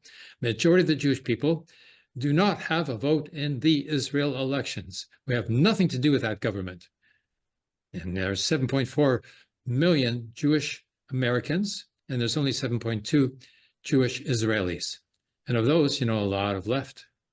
A lot have left. Maybe 1 million have left to go to where? California, Miami, Berlin. For sure, they don't want to stick around there. They don't want to be forced in the military. They're draft dodgers, basically, is what they are. They're not mentioned as such, because that would be an embarrassment, to the Zionist movement. Right. That Jewish people don't want to fight for the Zionist project. And now they're so desperate that they're trying to force the Orthodox yeshiva students into the military to fight for the Zionists. And then they claim, that 20% of the ultra-Orthodox are not studying hard enough, that they're not doing full-time studies in the yeshiva, and therefore they should be pulled out and put into the military. Wow. Yeah. Wow. I mean, how do they know, first of all, that these students are not studying hard enough? They're not in there. They're not in yeshivas. And second of all, the ultra-Orthodox, they're demonstrating, they're blocking the streets, they're getting beaten by the police, they're being dragged away. Everything is happening to them. And they will not go into the military. There's a few who have gone, because of the privileges involved. But they're irrelevant. The vast majority of the ultra-Orthodox will not go and fight for the Zionist regime. They're not Zionists, even though their political representatives, are part of the Zionist government, that is conducting this genocide right now. Oh, so, question is, how effective can the Jewish opposition be in taking on the Zionist leadership? Actually, very effective, very effective. I'm so surprised. The anti-Zionist Jewish organizations like Jewish Voice for Peace, and If Not Now, they have forced the like J Street and the other, what is it, for peace, something for peace. Yeah, those two big organizations that have, like a mass membership, they have come out in support of who? Chuck Schumer, who just called for the downfall of this Netanyahu government, which is basically calling for a revolution against the Zionist regime there. It's not worded as such, but that's what it is. And that's what how it's treated as, by the Zionist, ideologues who are denouncing Chuck Schumer for speaking out at a time when all Jewish people have to support, the Zionist government because it's a time of war, and you're not allowed to criticize the Zionist government because it's wartime. And they're defending the Jewish people, supposedly. This is the, dogma that's fed to everybody. Now he's broken that. It's gone. That whole sort of, prohibition of dissent by Jewish people against the Zionist regime is gone. It's blown away. And then it was followed by the abstention of the United States government, which means nothing, but, it's still, they wouldn't have done it otherwise if there wasn't the pressure being put on them. So. That's right. You're right, brother. You're right. I mean, all the points you're making are leading to the inevitable victory for the Palestinians. The question is, how much longer will this go on? I would say decades, if not centuries. That's my opinion. And how can we make sure that those of us who are not in Israel, who are not in Palestine, who are not fighters there, how can we be sure to build a movement that will support them from this point on? We will overcome the Zionists. Yes, I know that for sure, because, when I speak with the Jewish people, who have been indoctrinated by television news, on the vigil, there's a change happening. And they are beginning to realize, that there's something going on here that they don't want, but they still feel compelled to go along with it for the time being. But they will not allow it to continue. Now, the question is, at what cost to the Palestinians? Yes, at what cost to the Palestinians? If we look back at other revolutionary struggles, in Vietnam, I've read accounts that it was 1.3 million, or perhaps up to 3 million Vietnamese who died, during those wars, both the French and the American wars of counter-revolution in Vietnam. And they won. They wouldn't give up. Even, when the first two offensives, took place and there was a mass loss of, Vietnamese fighters, nonetheless, they carried off a third offensive, which was successful. And that was, General Tran, who organized those three offensives. And he didn't have the full support of the entire, Politburo, of the Vietnamese Communist Party.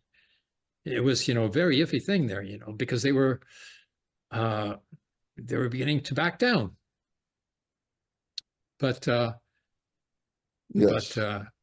they persevered, the steadfastness, which is so important for the Palestinians, worked for the Vietnamese. Then let's take on the example of Algeria. During the French occupation, the France occupation of Algeria, there were millions who were lost there too. They were genocidal. They were wiping out, anybody and everybody who they thought, might be a source of revolutionary action in Algeria. And they lost, from what I remember, up to 3 million Algerians, were killed by France. And France has never apologized, never done any sort of compensation, has never done anything, to make up for that as well. But there in Algeria, they were able to overcome the France occupation, and the French colonials, citizens who were there, and taking advantage and enjoying the privileges, of colonial rule, they left. They went back to France, okay? And they tried to carry out a coup d'etat against General de Gaulle, who was initially a rightist, but he realized, that they could not win there. And he pulled out of Algeria. And because of that, the French colonials, who were the super fascists, thought of, assassinating and even, carrying out a coup d'etat against, General de Gaulle, who was the president at the time. but they failed. Okay. But the problem here is even more intransferable, because the Jewish Israelis don't have, double citizenship except for 17%. Wow. And Wow. 17% you have citizenship from either the United States or England or France or whatever, and they could leave. But those are the ones who are the most fanatic, so they're there, because they want, the colonial privileges that go along, with their rule. And so they will not leave easily. But that's only 17% in any case. The rest don't have anywhere to go. So the United States is not going to accept 5 million Jewish Israelis who have given up on Zionism. Will not happen. Will not happen. Nope. Will not happen. They wouldn't even let Jewish, refugees in after the Holocaust. Never mind. At this point here.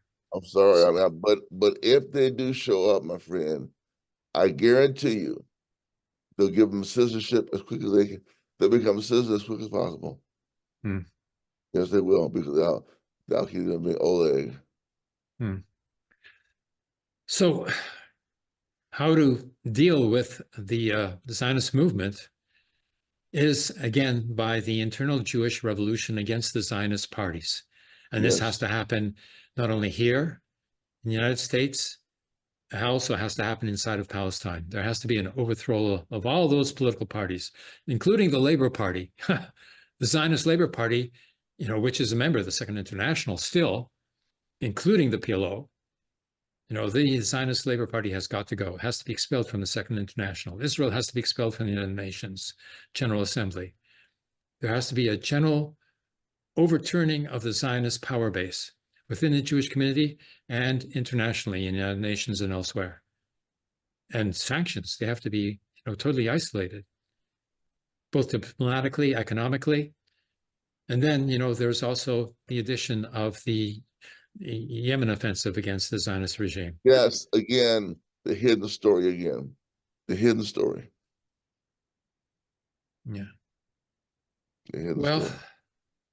But I feel not only sort of wasted, because of fasting, I feel so weak, politically, because when I go there on the vigil, last week there was one, Jewish anarchist guy, Max, the bookseller, came by, had a few things to say, and then left. Like he couldn't think, it was inconceivable for him to stay there, and keep the vigil going together with me.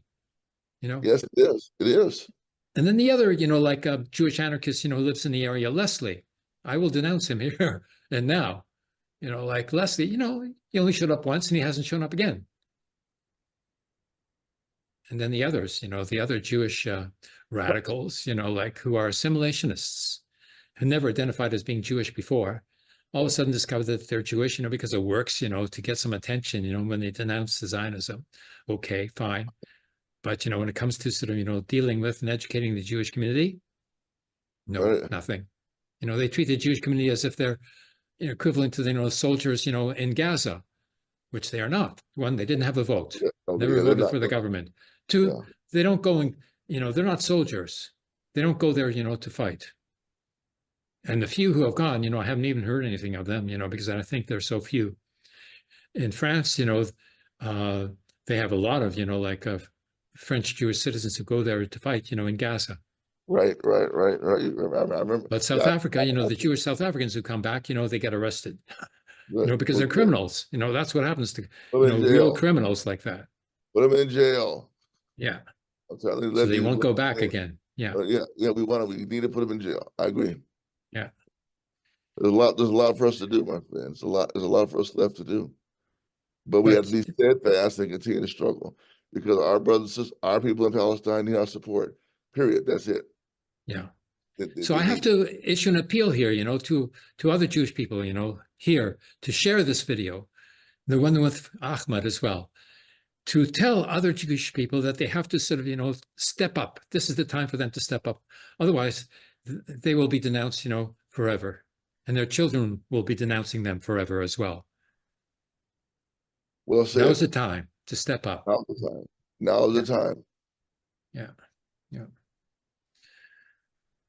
Okay, I'll go back tomorrow. But the camera on. Yeah, the camera has to be on all the time, because I'm getting attacked. All the time, all the time. I'm not only getting attacked, by, the young women and middle-aged women coming up and shouting at me, like shouting into my face, like you can see it all there. There's also the men who come to attack. Last time, that I got in, there was an attack, some guy who was supporting genocide, basically. And so I got pissed off with him. And so he came and tried to rip off, the painting that I have up on the lamppost, the one that says, one Holocaust does not justify another.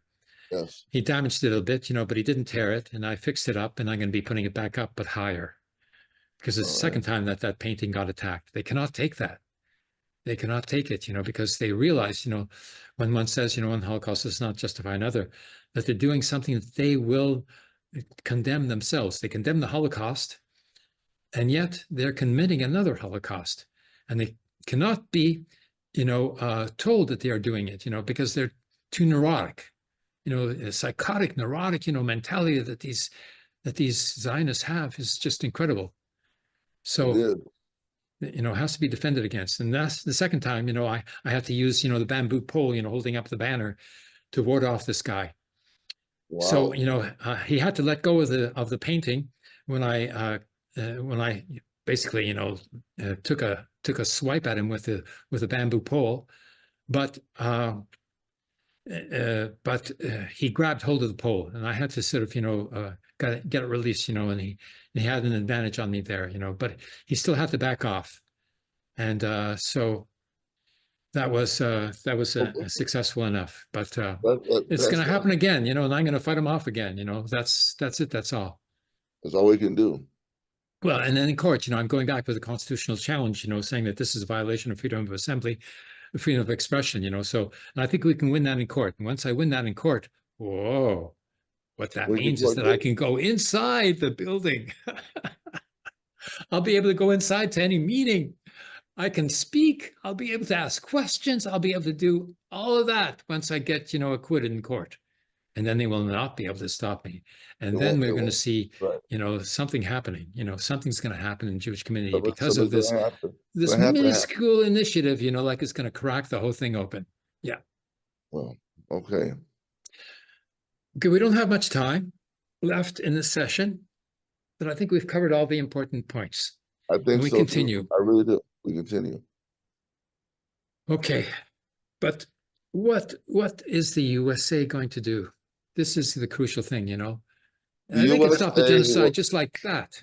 Well, no, the USA, if the American, I hate to say this, but if Americans continue to protest and weigh in at the ballot box against Biden during the primaries, he will have to change his views. He'll have to enforce a ceasefire, because if he doesn't, my prediction is he will lose. Yeah. He's on the way to losing. Yeah, I think so. On the way to losing. And but I think that Trump can also, be a loser too, because Dr. Cornel West, if he gets 4%, and if Dr. Jill Stein gets another 4%, I mean, even if they don't make the 5%, where they get funding for the next election, 8%, off, that means that neither of those candidates are going to get a majority. Neither Biden nor Trump are going to get a majority. Which puts, this may be the election. So then, like all of a sudden the government, becomes, loses its credibility. And the opposing party, can say, we don't have to respect that government because they don't have a majority. Whoever wins, so the whole thing falls apart, the whole sort of, charade of democracy, which is not democracy, is going to come apart. That's what I think is going to happen. That's what I'm hoping for. The third party candidates, are playing a very, very important role here. Very, very, very, very important role, but they're not perceived as important right now. They're not. The body politics is only Democrats and Republicans are important, and that's something that hopefully this election might change. Yeah. Okay, we'll see. Okay, looking forward to the next poll results and see how much the opposition garners there. And we got 2 opposition initiatives, both of them credible. It's magnificent. Something's, gonna change, in the United States. Yeah. Okay. Okay, looking forward to next week. Speaking with you, too. Steve. Thank Great. you. Here and now. And now we're going to go to another video with Abraham Weizfeld, PhD, chairman of the Revolution for Bundism, and Steve Struggle, a Black Panther from the original Black Panther Party. This one came out on April 6, 2024. Here we are. This is Here Now. And we have too much to talk about. This is incredible conditions that we're being subjected to now. I hear that there's been negotiations between Iran and the United States even to make a deal. So Iran is going to retaliate against the attack on its consular offices in Damascus. So they've agreed not to attack U.S. facilities, and U.S. is not going to complain when it attacks Israel's facilities. What kind of a deal is that? Bizarre. Well, Abraham, let me start again. Hello to everybody who's watching the program. Thank you for being here with us. Please like, subscribe, and share our broadcast with others. We can increase our number of people watching, and please send us your comments. Now, Abraham, I thought this was going to happen, not necessarily a negotiation between what would and would not be struck, but the United States has released a lot of money to Iran. The United States has asked Iran to do things behind closed doors or using back channels. So it doesn't surprise me that Iran and the United States had some negotiations after their embassy was attacked, because that's what they do. I did not know about this agreement, but it doesn't surprise me because, the U.S., there are people in the U.S. who want to attack Iran. The U.S. can't attack Iran and win a war. And I think the U.S., all it cares about is I can't say all it cares about is its people and its facilities, but it doesn't. I'm not surprised to hear. I guess I am surprised to hear it openly being discussed, but it would not surprise me if they were having discussions, because bombing of an embassy is an act of war. There's no 2 ways about it. Israel knew that when it did it. It knew exactly what it did and why it did it. And Tehran has not responded in any really serious way to the other provocations Israel has carried out and attacks on its people, even using the so-called ISIS-K to attack a meeting in Iran, I think late last year, which was in honor of General Soleimani. So, I mean, I'm not surprised that they're negotiating something, because they have to counterattack. It's like when Al-Qaeda attacked the United States had to attack something. Yeah. They couldn't just say, "Oh well, it's okay." No, it didn't work like that. So, I'm curious to see what Iran does, because Iran may not attack anything anytime soon. Who knows? But it doesn't surprise me, though, those negotiations go on, because in the world of the diplomacy, between countries, it goes on all the time. Yeah, I guess they've been talking a lot, because there seems to be, quite a delay in the response from Iran, which is not favorable to Iran. Iran is doing itself a disservice by not responding immediately, because that merely encourages Israel to continue an attack of the Iranian Revolutionary Guard, in Syria and Iraq. It may turn out to be, an attack upon the Golan Heights that are occupied since 1967 by the Zionist State. Could be there. Or it could be that they have selected some high-ranking Israeli officials to counter. Take out. Yeah. That would be the reciprocal manner of responding. The appropriate response would be find 7 high-ranking Israeli military officials, or maybe Shin Bet, Mossad, someone who is in the structure, that they know where they are, they know how to attack them, and to avoid problems with their allies, they'll have to have the attack occur in Israel. I can't see Iran attacking, let's say, an underground Mossad base, or unless Syria approves it. Let's say they find an underground Mossad general in Lebanon, or in Syria, or where they have an ally, or where they want to have good relations. I can't see them countering on quote unquote foreign soil. It would have to be in Israel, in my opinion. Just to make sure everything diplomatically goes okay, because they don't want to have any other problems. And the U.S., I don't know, it's interesting, you're right, because to openly discuss this as prior to it occurring, you're right, does take away the element of surprise, and it gives targets a chance to hide.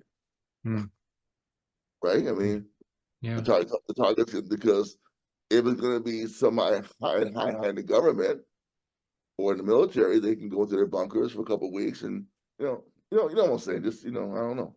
We'll see. We'll see. We'll see if anything happens at all right now.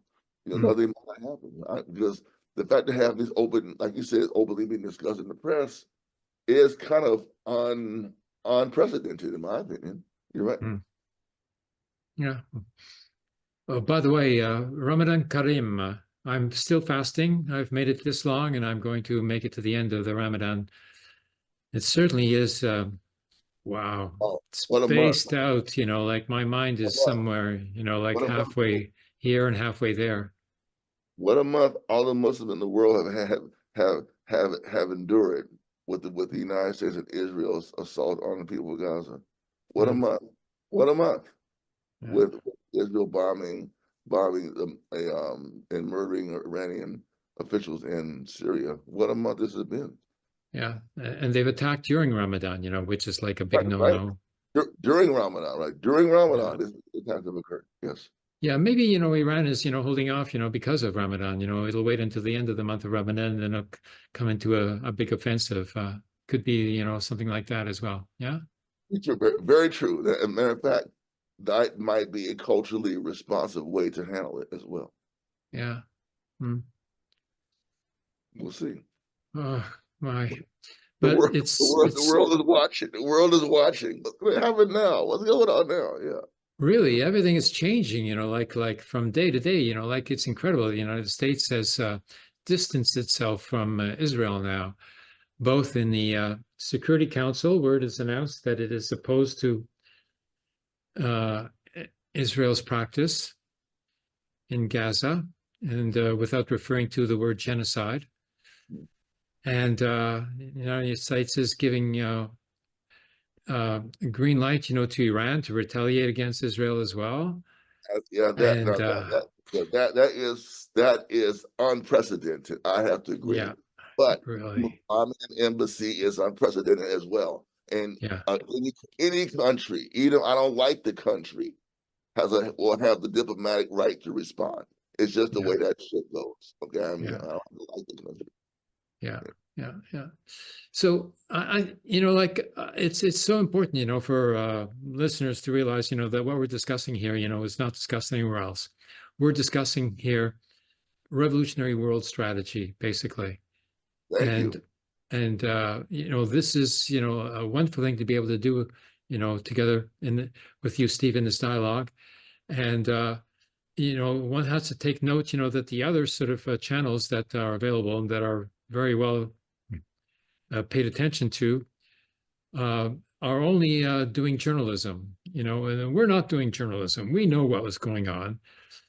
Right. And we, leave that to others, to take care of that, area of work, and to bring us, the information that is being censored elsewhere. But we're discussing here how to take on the world's superpower, the biggest superpower in human history, and to defeat it just like we did, around the war in Vietnam. There you go. There, like we stopped them in their tracks. Even Nixon, had to sort of, play good, to pretend that he was, withdrawing from Vietnam, just giving support to the puppet regime in Saigon, and then, ended it, conscription, because otherwise he would have been thrown out of the office physically, So that's happening again. The United States has had to back down. Incredible, and so quickly too. Yeah. These are very important points. I hope that everyone is noticing, because in the journalistic approach to covering the crisis, a lot of exposés will be made. A lot of hidden facts will be exposed, and that's very important. But we want to put forth an analysis which is a guide to action to defeat imperialism, to bring victory to the Palestinian people and all the oppressed. That's the purpose of a dialogue like this. Yes. Yeah. I mean, the hardcore who listens to us are the ones who are going to be able to educate others, for sure. But, the time is now for revolutionary theory. This is not, something that is, I was trying to think of an expression, something that's, like flying in the sky, like just for fun. No, we're discussing the ongoing world revolution that is happening. It's happening with Iran, Iraq, Syria, Palestine, Gaza. And we have to really show solidarity to the people of Yemen. Yes, Yemen, Donetsk, Lugansk, as well. Right, Donetsk, Lugansk. All exactly. Revolutionary peoples who are on their own, like taking the assault, against the regimes, that are trying to control them. Very true, very true. And then we have Africa. Africa has joined in, like ECOWAS, in fact, has been taken over. Now with the election of this new prime minister, president in Senegal, it's going to be changed completely. It's going to be changed, from being a counter-revolutionary force to becoming a revolutionary force. And the African Union is going to have to follow suit as well. Yeah, the African Union is going to have, there's going to have to be demand from the African working class, the masses, those inside the military. This has got to change. But we can't allow, AFRICOM has to be removed from the continent. That has to be the goal. They may not want to make it. They may not want to make it an explicit goal, but there should be no U.S. troops on African territory. They serve the same purpose as the French troops. And if France is on the way out, then we have to support, encourage, and show solidarity with the African people to get U.S. troops off their soil as well. Yeah. Mali got rid of the French troops, and now they're going to force the American troops to leave as well. There's American troops there too. Yeah. There you go. Exactly. Yeah. Zimbabwe has dumped the American dollar that it was using, for practical purposes, and has now developed its own ZIG, Zimbabwe gold, because they got a lot of gold. They've been mining it. They've been keeping it for themselves. They haven't let the looters come in and take it out. This is a completely different situation there as well. South Africa is still continuing, charging the United States with complicity with the genocide in Gaza. Okay. Wow, it's all happening at the same time. And everybody is, cluing in and deciding, this is the time to move. Because, like when others do, like you do too. Interesting. This is the time to move. Okay. Well, interesting. Wow. Okay. Well, I have to say, Abraham, I mentioned to others that I'm trying to handle this World Food Kitchen on a correct note. As I understand it, and my understanding may be wrong, the World Food Kitchen was the U.S. or some attempt to displace UNRWA in Israel. That could be wrong, but that's what I have come to understand. So for them to, when they were in Israel in Palestine, delivering food, which is nothing wrong delivering food. As I understand it, they were in service of U.S. imperialism, or the attempt to get rid of and the Israeli government, who has always hated UNRWA. Okay, when the relief workers were murdered, not just killed, murdered. I will use the correct term, because they were murdered. They weren't just killed; they were murdered, gunned down, and they came from Western countries. I still think if they would have been Egyptian, Omani, Saudi, UAE, no one would have given a damn. Jordanian, Syrian, they wouldn't have cared. The fact that they were from Western countries is what made the difference. And I think that's important to realize that is what caused the outroar, not the murders themselves. That's my view. I could be wrong, but I stand on it because within less than a week, now I'm not sure if the people who were dismissed were fired. Are they going to be prosecuted? Are they going to face civil trials, pay reparations? But they're off. They're out. They've been dismissed. Whatever that means. Whatever that means. Okay. But the lives of those 7 people cannot come back. Yeah. The Zionist officers who have been sanctioned have been demoted or something like that. But that's it. Like the Zionists expected it's going to, stop at that point. That there's no need for any prosecution. They don't want to talk about this anymore. They don't want evidence to be presented. I usually don't say this, but I think every government, and United States won't do it because every government, every family of those people needs to get us to not stop now. Your son and daughter, your husband and wife, your aunt or uncle, your cousin, your niece, your nephew was murdered by Israel. It's about time somebody makes them pay for murder. Now, they murder Palestinians left and right. Nobody ever pays at all. They never pay. There's no consequence for murdering a Palestinian. None. So, I hope that the families and the governments get together and make Israel pay. Firing or removing them is not enough. They were murdered and we still have it. Somebody needs to release those videos. In the Israeli government, in the Israeli military. Put them on the internet. Because that will help keep the movement alive. To show the savagery of what occurred. That's how I see it right now. Because removing them is that's a little, it's a big step, but it had to happen because they were not Arab or black or brown. And from Arab or black or brown countries. That was going, or Asian. That was going to happen. That's how they roll. We'll throw somebody under the bus. Oh, we're sorry. We're taking accountability. Okay. What is accountability? Say you're sorry? I don't think so. No, you murdered somebody. You openly tracked them down. You shot 3. How many people know the whole story? 3 cars were bombed. 3 cars were shot into by drone operator. 3, not 1, 3. 3 attacks. It was 3 attacks, not just 1. So this was a cold-blooded murder. And they kept killing until they kill everybody. So the dismissals are not enough.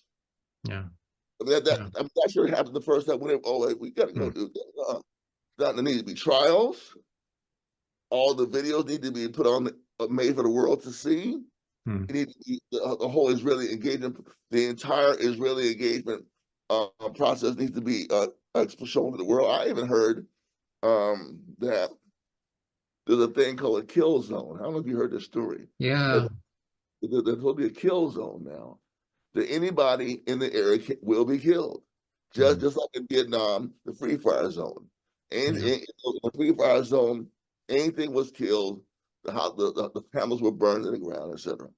Yeah. So, let's talk about that. Let's, if that doesn't, I'm saying this, if this is used properly, and I hate to say this, but sometimes when they kill white people, things happen. Yeah. I'm sorry. It's a terrible world we live in. Yeah. You touch white hair. Oh my God. Oh no, we have to stop. Wait a minute, it's too much. you kill Arabs. You kill Arabs. You kill Black. You kill Africans. You kill Chinese. You kill Indonesians. You kill Samoans. You kill people from the Lugans. You kill somebody from Bosnia, from Serbia. Oh, don't worry about that. Yeah. Worry about that. You kill French, English. Oh no. Oh, this is horror. And then, the genocide's happening in Sudan and Congo. Oh, well, that doesn't make mainstream news. Well, that's not important enough. Okay.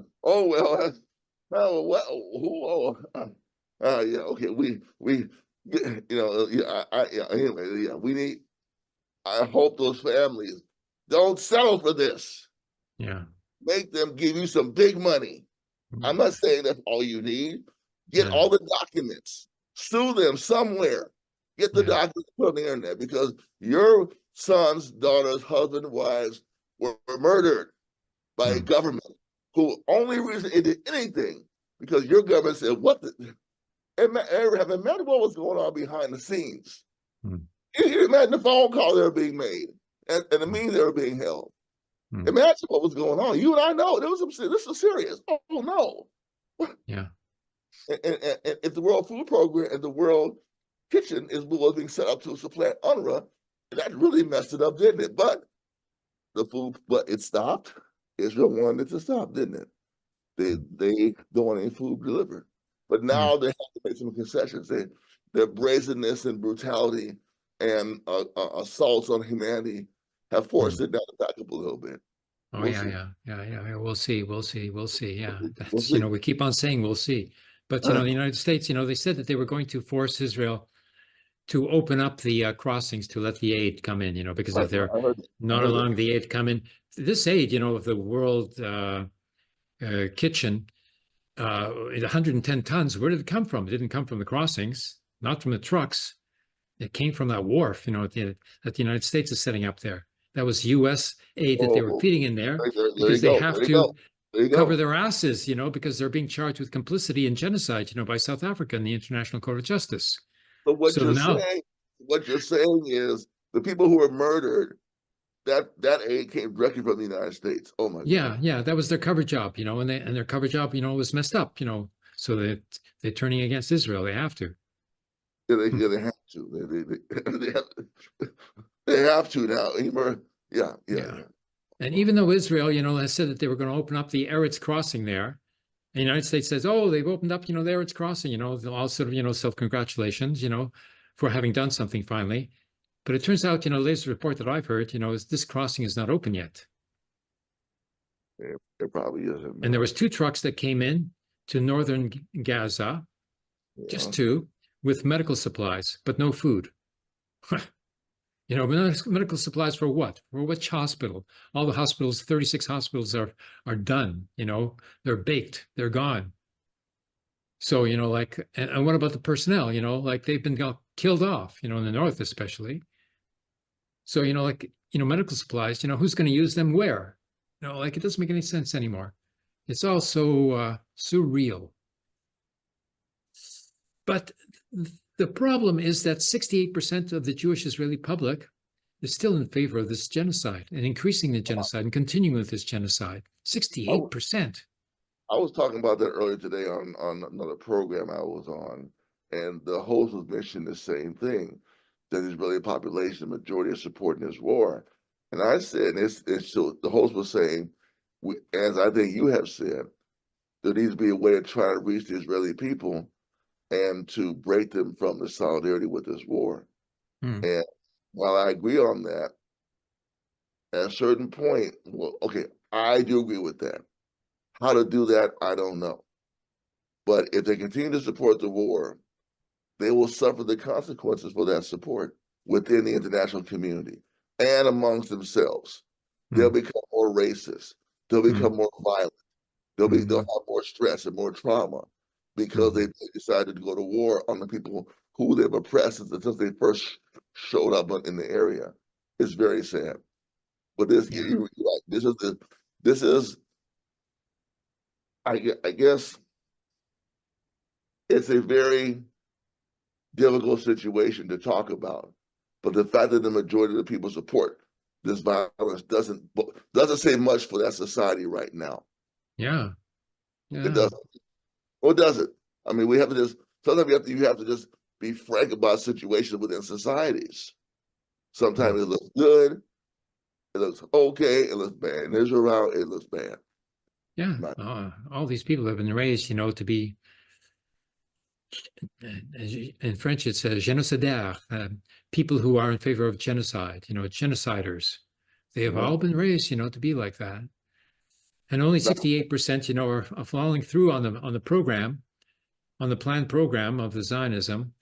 So that must mean there is a big opposition beginning to develop as well. Good. Demonstrations certainly are growing. And Chuck Schumer, said that Netanyahu has to go.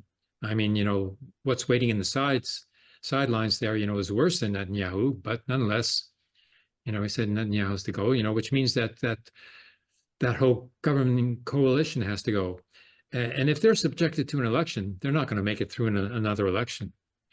Their support, these fascist groupings, that have stuck together there, they've been losing support.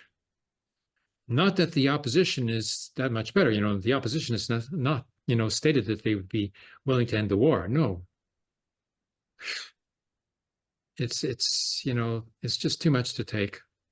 Well, but I'm going to see what's going to happen tomorrow. I'm going to go back to the vigil at the Jewish community campus. And I'll see what the Jewish community is reacting, how the Jewish community here in Montreal is reacting to this U.S. change of heart.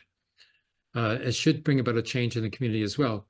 But it's very difficult, because the Montreal Jewish community is one of the most reactionary, conservative communities in all of North America. But I'll certainly give it another try.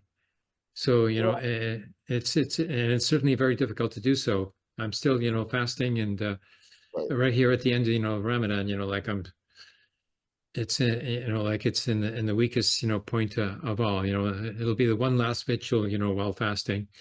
Then after that, I'm going to be off for a couple of weeks, after going in for, no, I'll be there one more time on the vigil, and then I'm going to go into the hospital for my knee replacement. Because my knees don't work anymore. It's difficult, to be out there for 3 hours at a time. Maybe you should cut it down to 1 hour.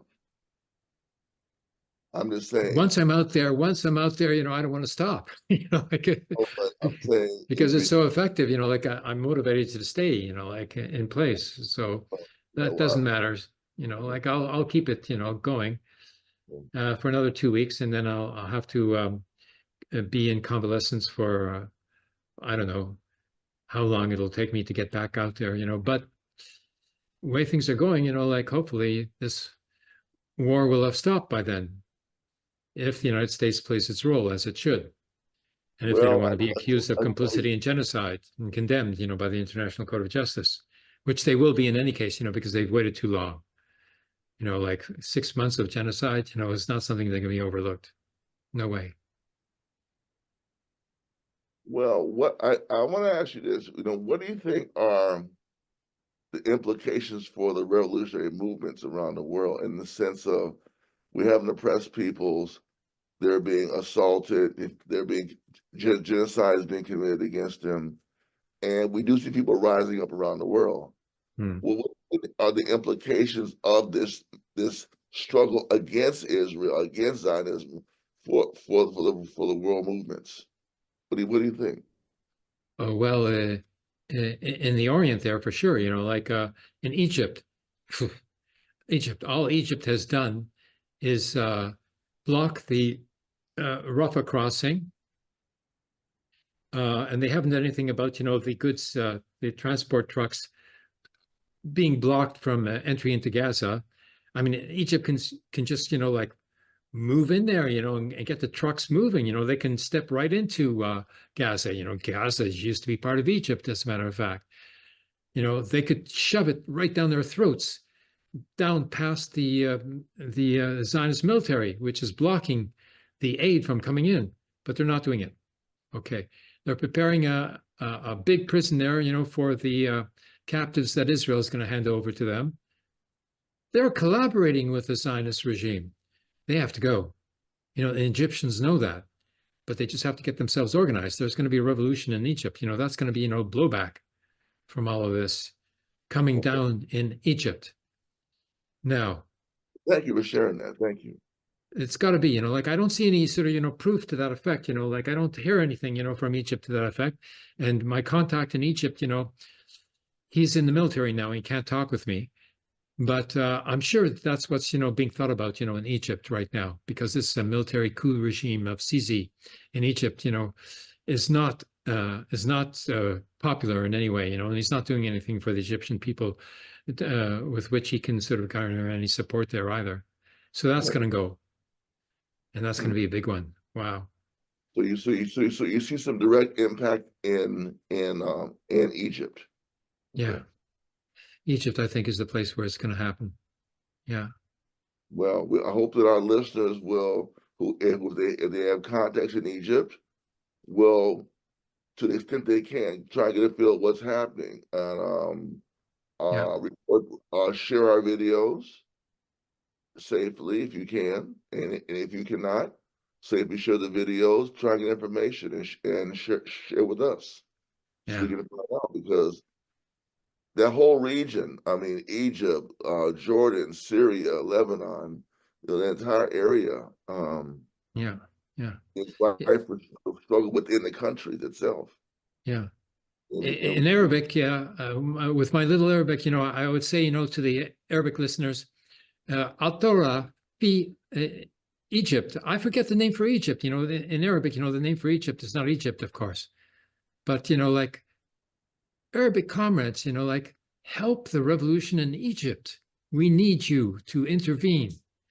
And we need Egypt to step up and defend the Palestinians, because they're the closest and they're the most strategic, force that can do so.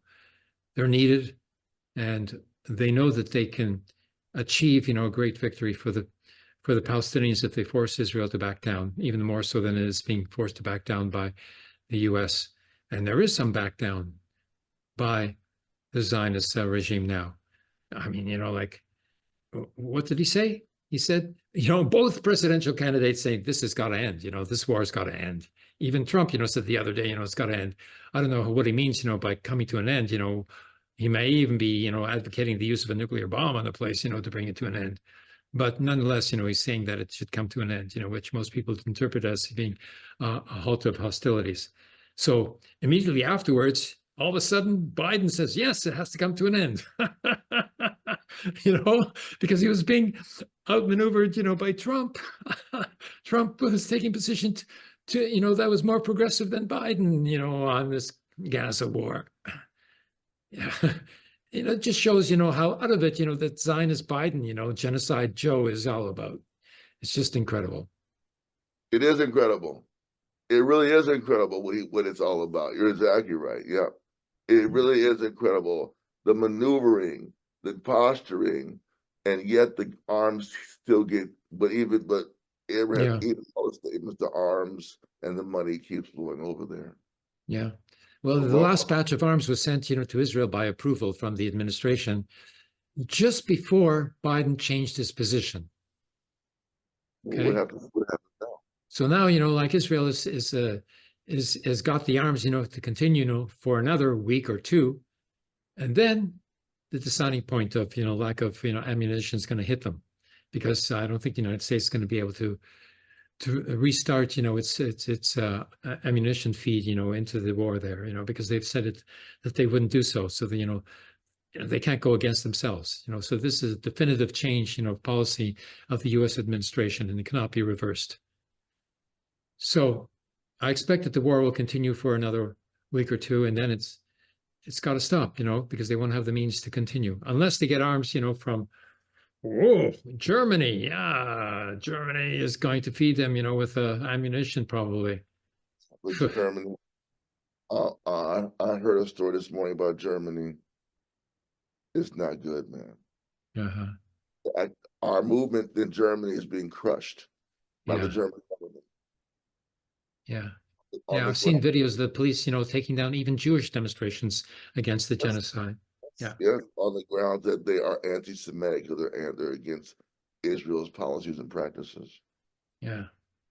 So our German allies need our eyes on the prize, looking what's going on, and find some way of showing solidarity with them, because they're catching. Believe me, their bank accounts are being seized. We start taking their money. We start taking your money. The government means business to shut you down. Yeah. So they need. Every place I'm talking on the internet, I'm letting people know. Get on the internet, find some shows about what's happening in Germany, shows of support those comrades and our friends and allies, because they need our support. The German government is putting it to them. In the same way that, they basically have become the direct conduit of the Israeli government on the anti-war movement in Germany, and it's really a shame. Yeah, well, Germany, like they can't put people in jail, that would be overboard. But, they can take away people's means of living and organizing. They've done that. Okay, I didn't know that, but I just found this morning, and perhaps we can. I'll send you the video that I listened to this morning. It was very graphic. I'm very concerned about Germany. I've heard about activists who support the special military operation. The same thing happened to them. They are reporters in the Donbass. They're reporters. Their money was seized from their bank accounts. Yes. So Germany there was a really dirty counter-revolutionary activity to those who show solidarity with the oppressed peoples. And more focus needs to be put on Germany and what Germany is doing and why. Just before we go, we only have a couple of minutes here. I want to show you, a letter from Einstein, which is right on topic here. Yeah, that's right. Yes. Let me show you that. I'll have to find it here, because I forgot to set it up. My mind is not working as it should. And okay. It's working fine. Okay. Okay. I'll look for it, while you give your concluding remarks. Sure. Well, first of all, I want to thank everyone for watching this broadcast again. Hit the notifications bell and share with your colleagues and friends. We are here to build a real movement for social revolution, to overturn the system of imperialism, be it led by the people of Europe, some reactionary countries in Asia, and or the United States. Our movement is internationalist. We support the Palestinian people because they are oppressed peoples whose right to self-determination has been taken away by the United States through the Israeli settler regime. And we appreciate your comments and want you to get involved at the grassroots level to fight imperialism and to bring breakthrough to the oppressed peoples. Yeah, I found it. I found the letter. But my sharing is not working. I don't know why. Let me try once more here. Okay, there it is. Okay, let me show you this. Aha. In 1948, in response to the American Friends of the Fighters for the Freedom of Israel, dear sir, this is signed by Albert Einstein. When a real and final catastrophe should befall us in Palestine, the first responsible for it would be the British, and the second this is the part where this is the part where I give my final afterthought, and then I introduce you to the final presentation. Messiah, or Mashiach, as it is said in Hebrew, means anointed, or anointed one. And this is one of the things I'm going to have to really get into, is what the Jewish conception of Messiah is. Now, both Christians and Muslims have a very disturbing understanding of what Messiah is, although I should preface this by saying the Christians have a far more outlandish understanding of what the Messiah is than what the Muslims think. Muslims see the Messiah as the last Israelite prophet. This is not the case, though. Jesus was not the last Israelite prophet, and that's not what the Messiah is. But look, Jesus was not a prophet. He was an excommunicated Pharisee. You notice why do you think he's always arguing with the other Pharisees? Because that's what Pharisees do. That's what they did. They would argue with each other. Jesus was an excommunicated Pharisee with only one sympathizer, that being Nicodemus. He was not a prophet. And the best thing that ever happened to the Jesus movement was Queen Helena. There is no dispute about this. The best thing that actually, from a non-Christian point of view, the best thing to ever happen to the Jesus movement was Queen Helena. Prior to that, the early church was a bunch of bickering, squabbling, argumentative, contradictory doctrine people. Ask yourself this question: why does the New Testament have so many what would seem to be unresolvable contradictions? And that's because in the unification of all the Christians, they took different scriptures that conflicted with each other, and they basically synthesized it through a doctrine.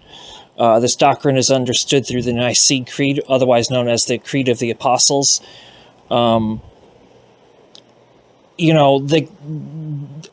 People don't know that prior to Queen Helena, there were Christians that wanted to throw away their Old Testament because they thought any Jewish influence was evil. So the thing about Christianity is that it's exclusively legend. Pretty much everything they believe is exclusively legend. Not a lie, just legend.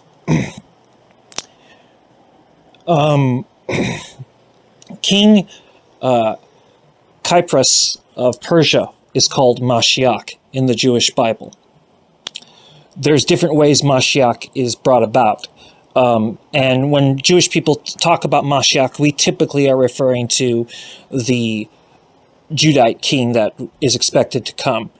But there's not just, but the Messiah is, but the human Messiah factor goes into someone from the line of Judah, someone from the line of Levi, and someone from the line of Joseph. And if we were to take that very seriously, that means that the Josephite Messiah would be a Samaritan. There's so much I need to explain about this, because people get a lot of these things wrong, but I'm working on that. I'm in that process. But I would like to, again, reinforce this notion. It is the rabbinate who determines who's Jewish, particularly an Orthodox rabbinate. They define who's Jewish. What the Bund does have a right to do, and it falls to us to do this because the proper rabbinites don't get into this. What the Bund should do, and I'm pushing that it does this more, is identify who has Jewishness, not who's Jewish, who has Jewishness. Because the simple truth is, having Jewishness doesn't make you Jewish, but having Jewishness is enough to be part of the Bund. Several Christians and Muslims have Jewishness. However, the Christians that have Jewishness are usually mitigated. This usually applies to the Christians of the Orient.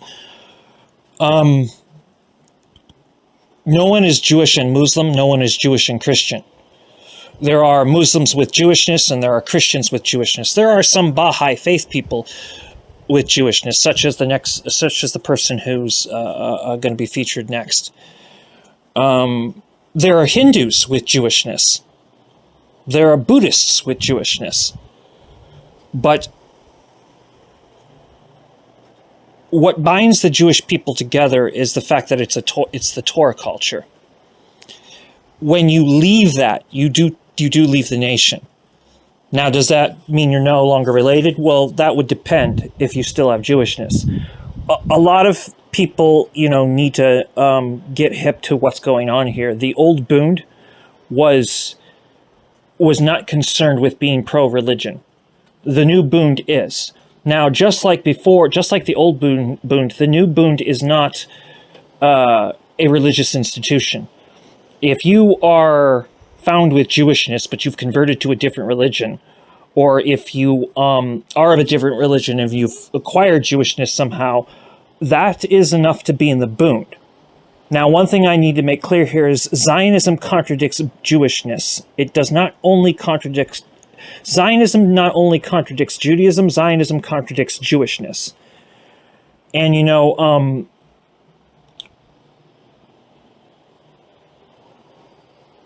we have to start taking this more seriously. There has to be like levers and measures of reciprocity. So if you consider yourself Jewish, but you're not actually Jewish, fine, so long as you have Jewishness. And you can't force Jewish people to acknowledge non-Jewish people as Jewish.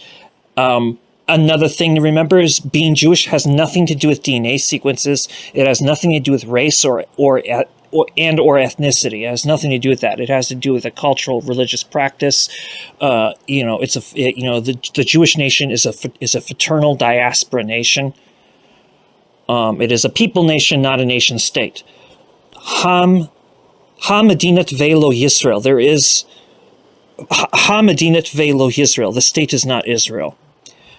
And so just for those that see this, just remember that. What gives you qualification for Bundism is not being Jewish, but if you have Jewishness. And this is something the Bund must, consider itself with, because the authentic Rabbinites don't really understand what Jewishness is. And it's not that they wouldn't, it's that all this pressure of trying to conform within the world of the Gentiles has forced rabbis to basically keep Jewishness in the closet. Jewishness and Judaism are both features of the Jewish nation, but Jewishness goes beyond just Jewish people. Those who are related to the Jewish people have Jewishness. And, you could be not born of Jewish parents, but spend enough time around Jewish people and then end up with Jewishness. And if that is the case, you probably should be in the Bund as well, because these things do happen. So I'm going to finish this up by presenting you with Mark Foster. I have a lot more videos which I'm going to be putting out, but I think that a video focusing on the fact that there is a genocide going in Gaza, there's a genocide going on in Palestine. The Palestinians are an indigenous group which must exist. Palestine is the land of Jewish, Christian, and Muslim. It is the Pan-Abrahamic Holy Land. And the Bund is for decolonization all the way.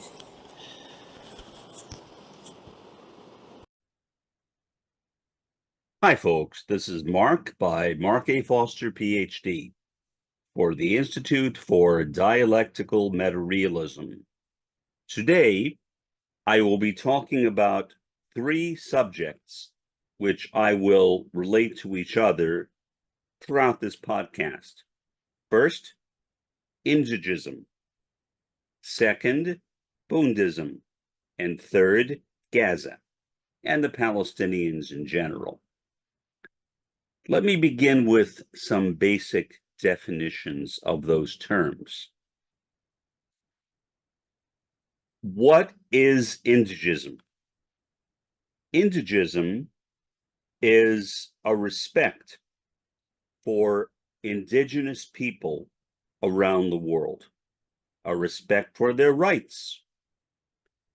As I have mentioned before, one of the major characteristics that is shared by many, but not necessarily all, indigenous people is a love of the land, a loyalty to the land often viewed as the mother. They are the children of the land.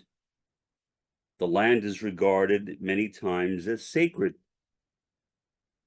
It is not a concept, sadly, I would say, that I can personally relate to, which means that I am not an indigenous person. Now, if you want to use the term indigenous in a very broad sense, we are all indigenous, meaning we all originate from somewhere, and I am no exception. But that doesn't mean that I am indigenous in the modern use of the term, because I have no special affinity for any particular part of the world. I have lived in numerous parts of the United States, born and raised in New York City, then lived in the South, the Midwest, and now in the Rio Grande Valley of Texas. Do I feel any special connection with any of those places? The answer to that question is no, I don't. When I left a place and moved to a new place, I very rarely even missed it. The one exception, I suppose, was when I left New York City. But in that case, I did not miss the land. What I missed were the bookstores, literally, because I would love going into Manhattan and trouncing around from one bookstore to another, back in the days before books were available on digital platforms, like on Google or Kindle or whatever. So that's what I missed. It was not the land. It was not the space that was occupied by New York City, but it was bookstores. And I would look forward to my regular trips back to New York to go back to those bookstores. But I am not indigenous. In fact, I know very few people, and have known throughout my life, very few people who were indigenous. So indigenous people in my life have been rare, and I regret that. I really do.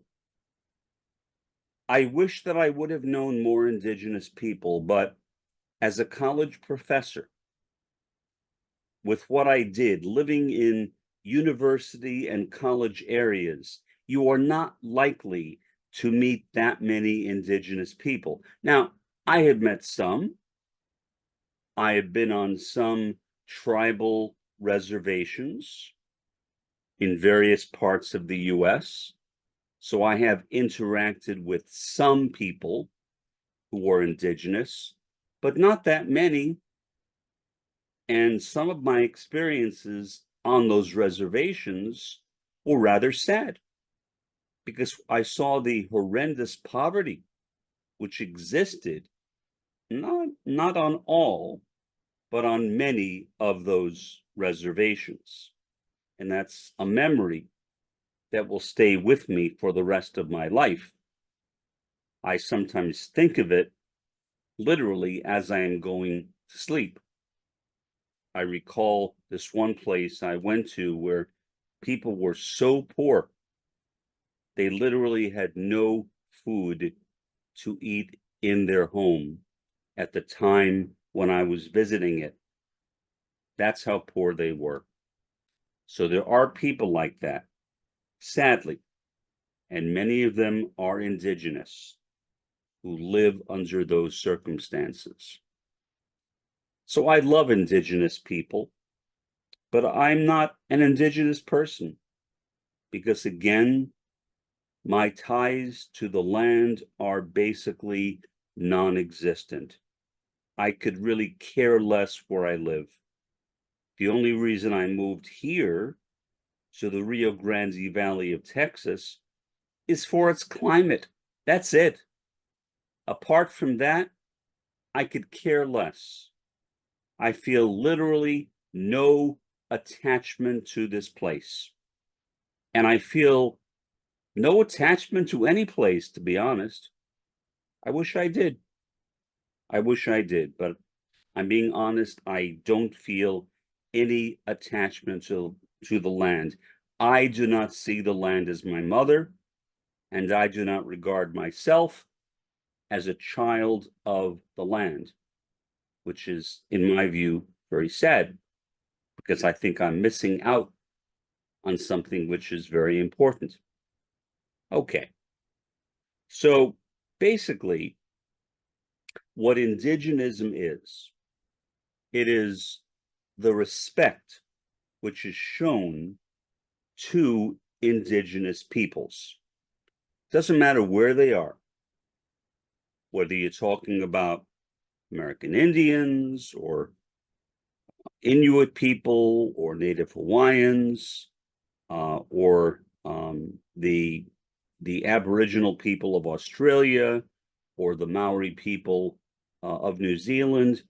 People like that, in my view, occupy a special place in the world, and they should be treasured, literally treasured and protected.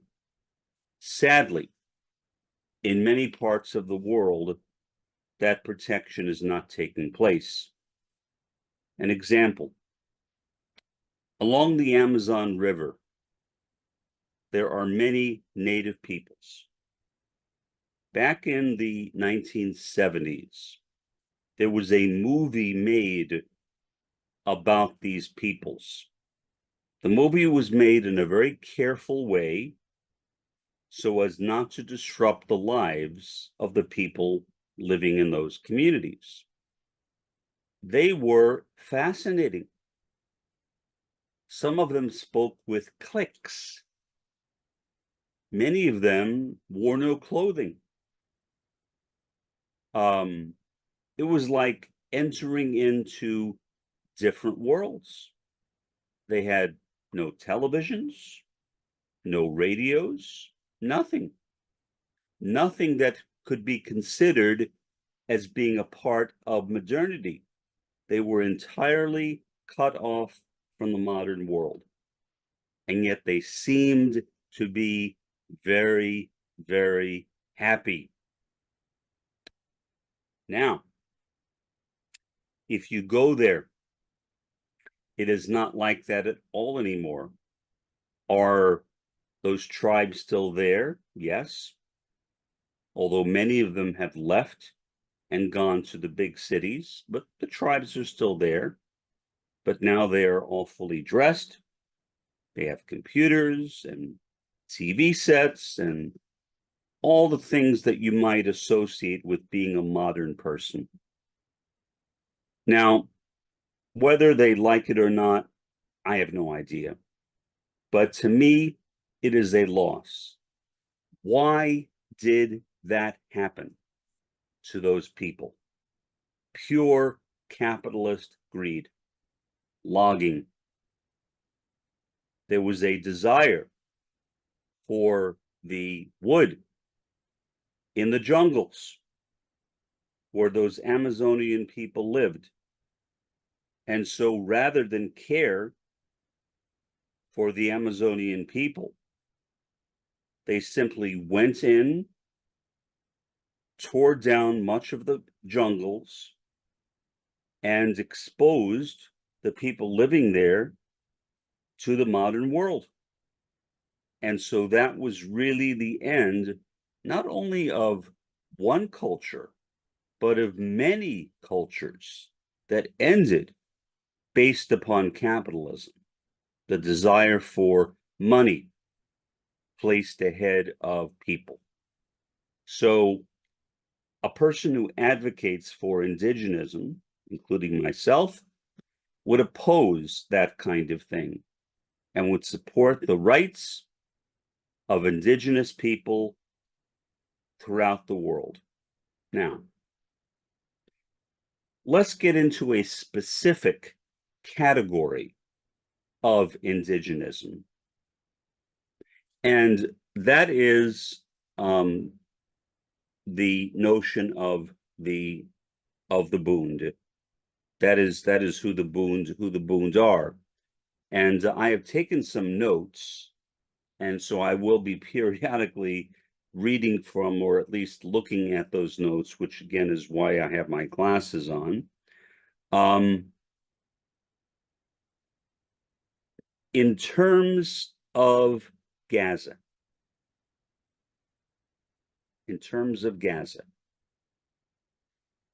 and Gaza has been a major focus these days for the Bundist Movement, which I am a part of.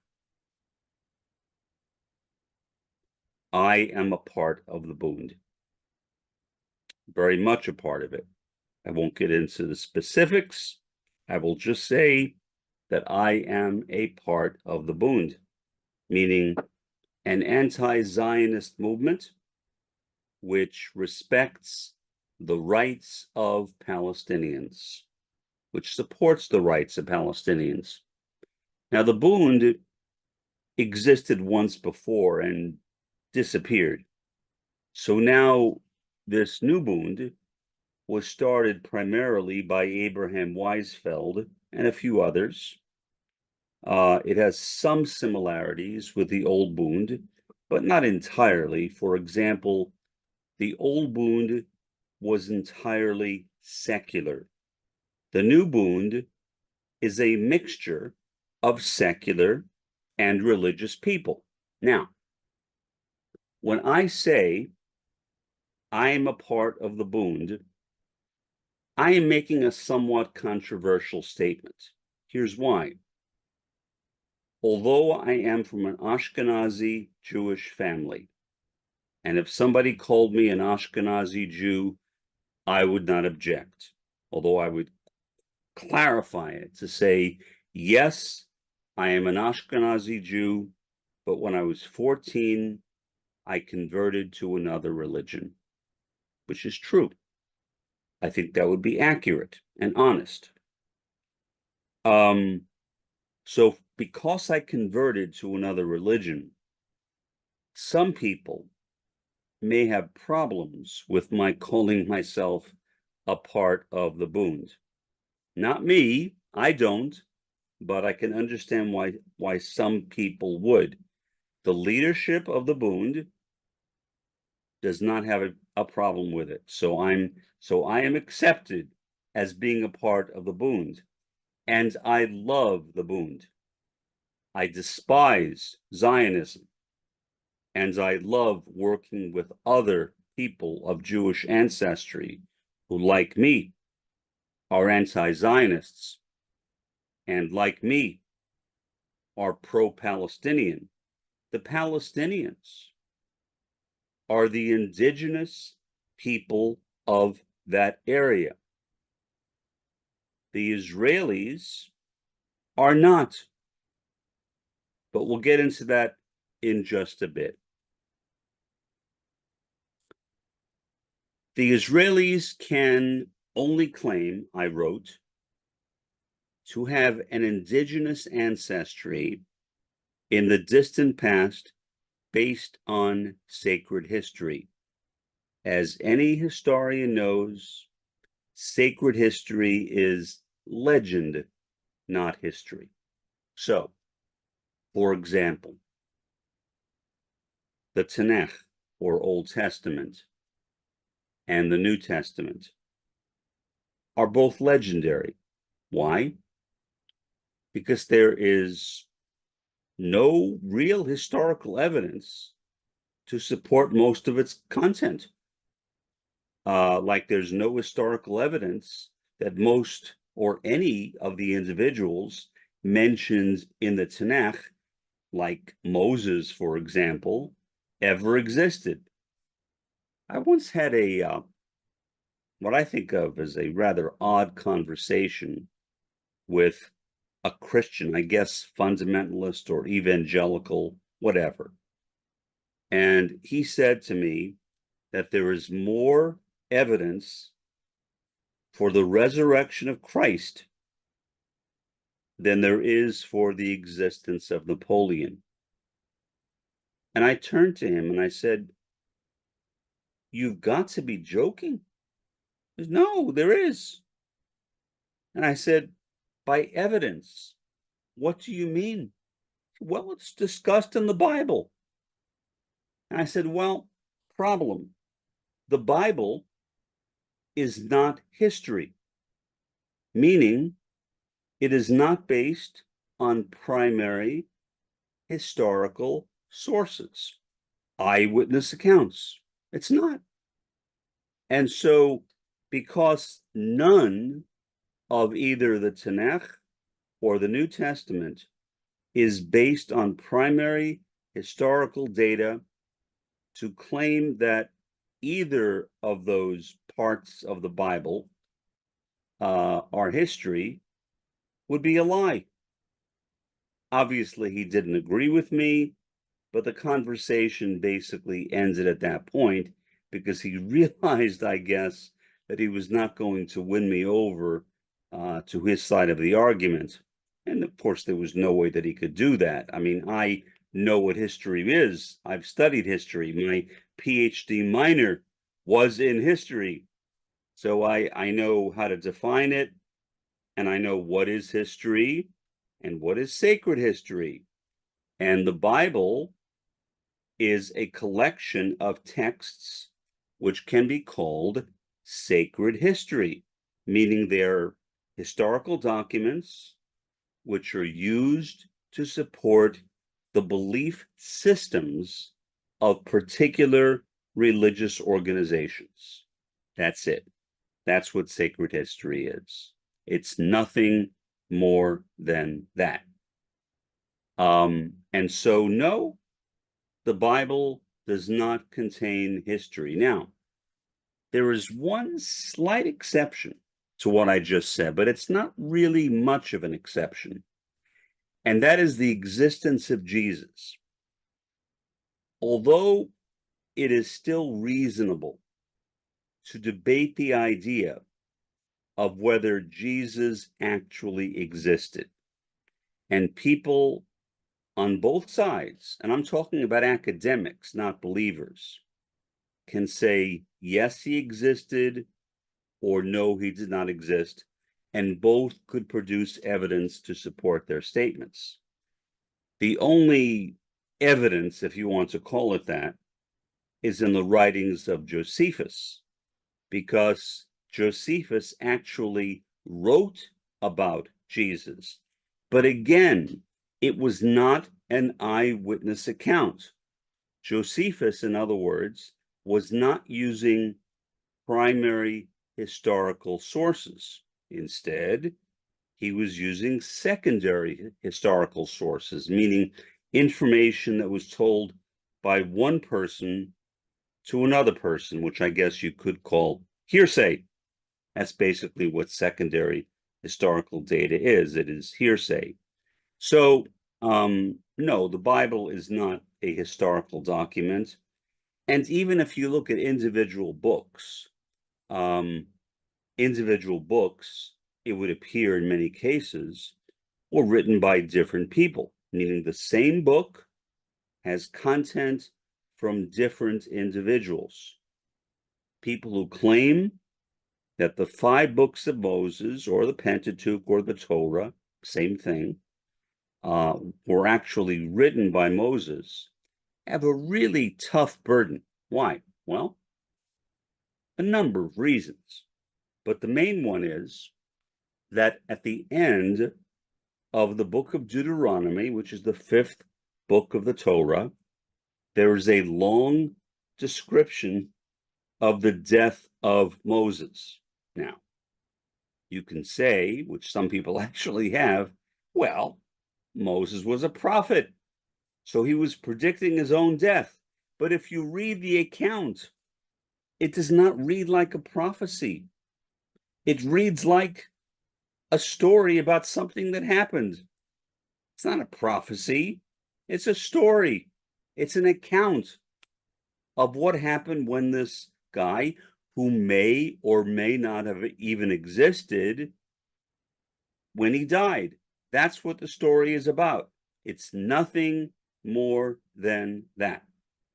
So, if we cannot take, especially the Tanakh, as a primary historical source, which we can't because it is not one, then the idea of the existence of an ancient Israel, or in Hebrew, Yisrael, is questionable. Was there ever an ancient Israel? Maybe, maybe not. Now, there is evidence that the land that was occupied by Israel, the larger piece of land called Canaan, there is archaeological evidence that Canaan did in fact exist. But as to the specifics of the existence of Israel, no. And the accounts in the Tanakh about Israel are not supported by history either. There is no history. In fact, you can say for all intents and purposes, history did not exist until about 500 years ago. There really was no history until relatively recent in the past. So the idea that the Jews lived in Israel, you can say it, you can believe it, but there is no real historical evidence to support it. What's more, the idea that the Jews are the chosen people. Okay, let's set aside the issue of the reliability and validity of the Tanakh. The term chosen people is not once used in the Tanakh. It may be used in some other Jewish literature, I don't know, possibly in parts of the Talmud, maybe, but I've asked people and they couldn't point me to any place. So I maybe they just didn't know themselves, but the people I asked were Jewish scholars and they couldn't point me to places either.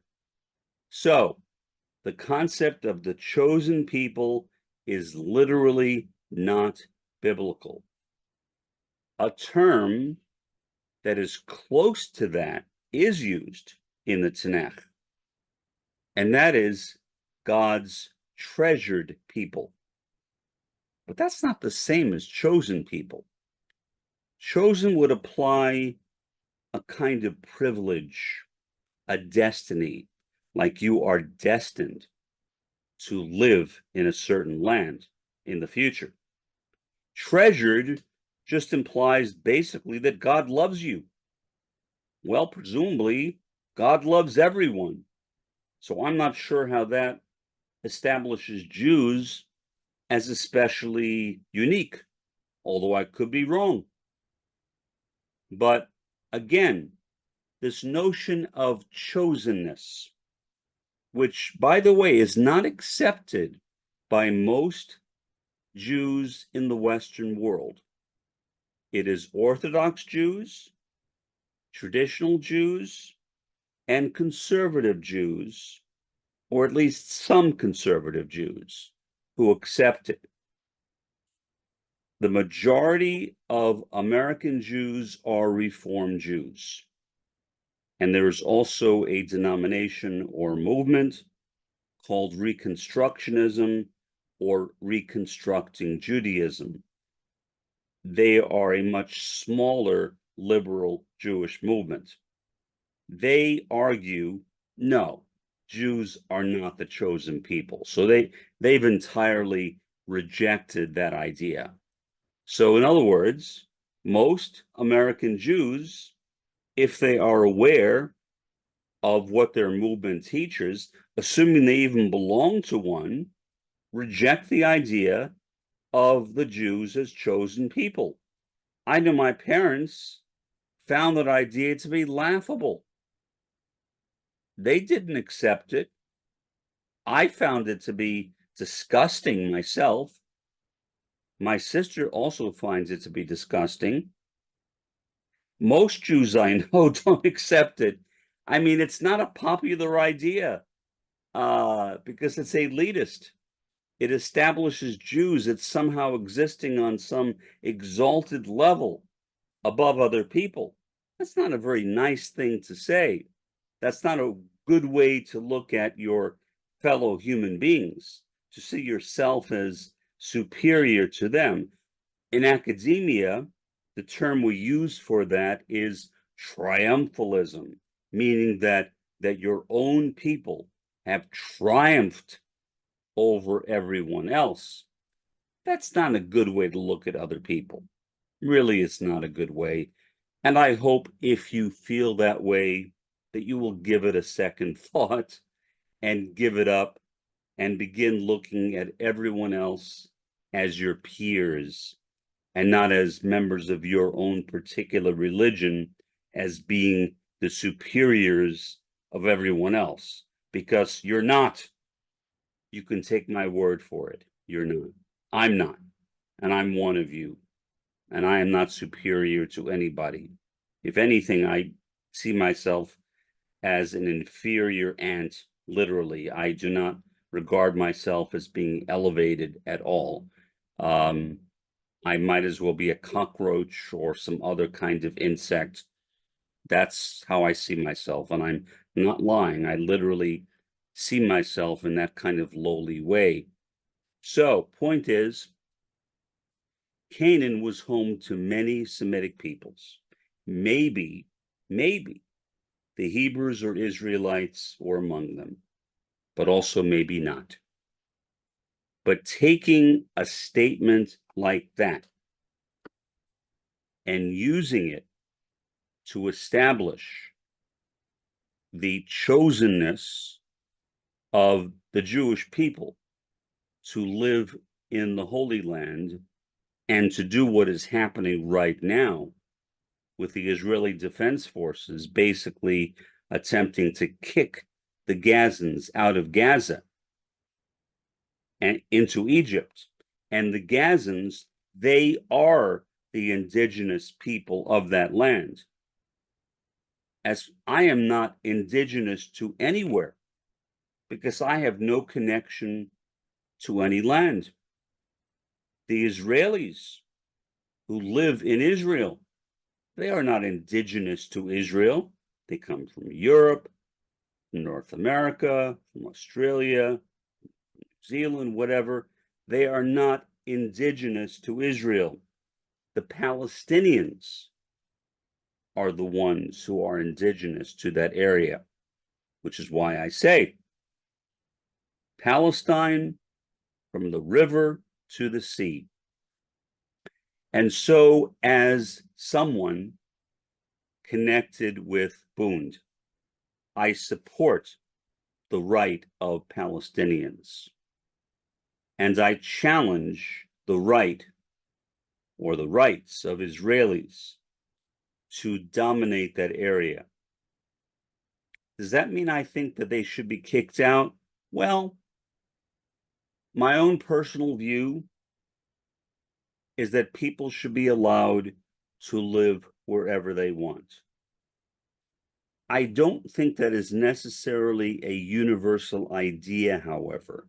For example, if you are talking about a tribal area, should I be allowed to live in their tribal area and to disrupt their activities? I would say no. So I think there are exceptions to that. But generally speaking, I would say that it is a good thing that anybody should be able to live anywhere they want. I know here in the US, there is all this, for lack of a better term, paranoia about Mexico and about Mexicans crossing over the border. Some of that is legitimate, but most of it is not. The part that is legitimate is the drug trade by the cartels. That is not a good thing, because a large portion of drugs that we get here in the US come directly from Mexico, 2 miles from my south. And I don't want to see that continue. But why is that happening?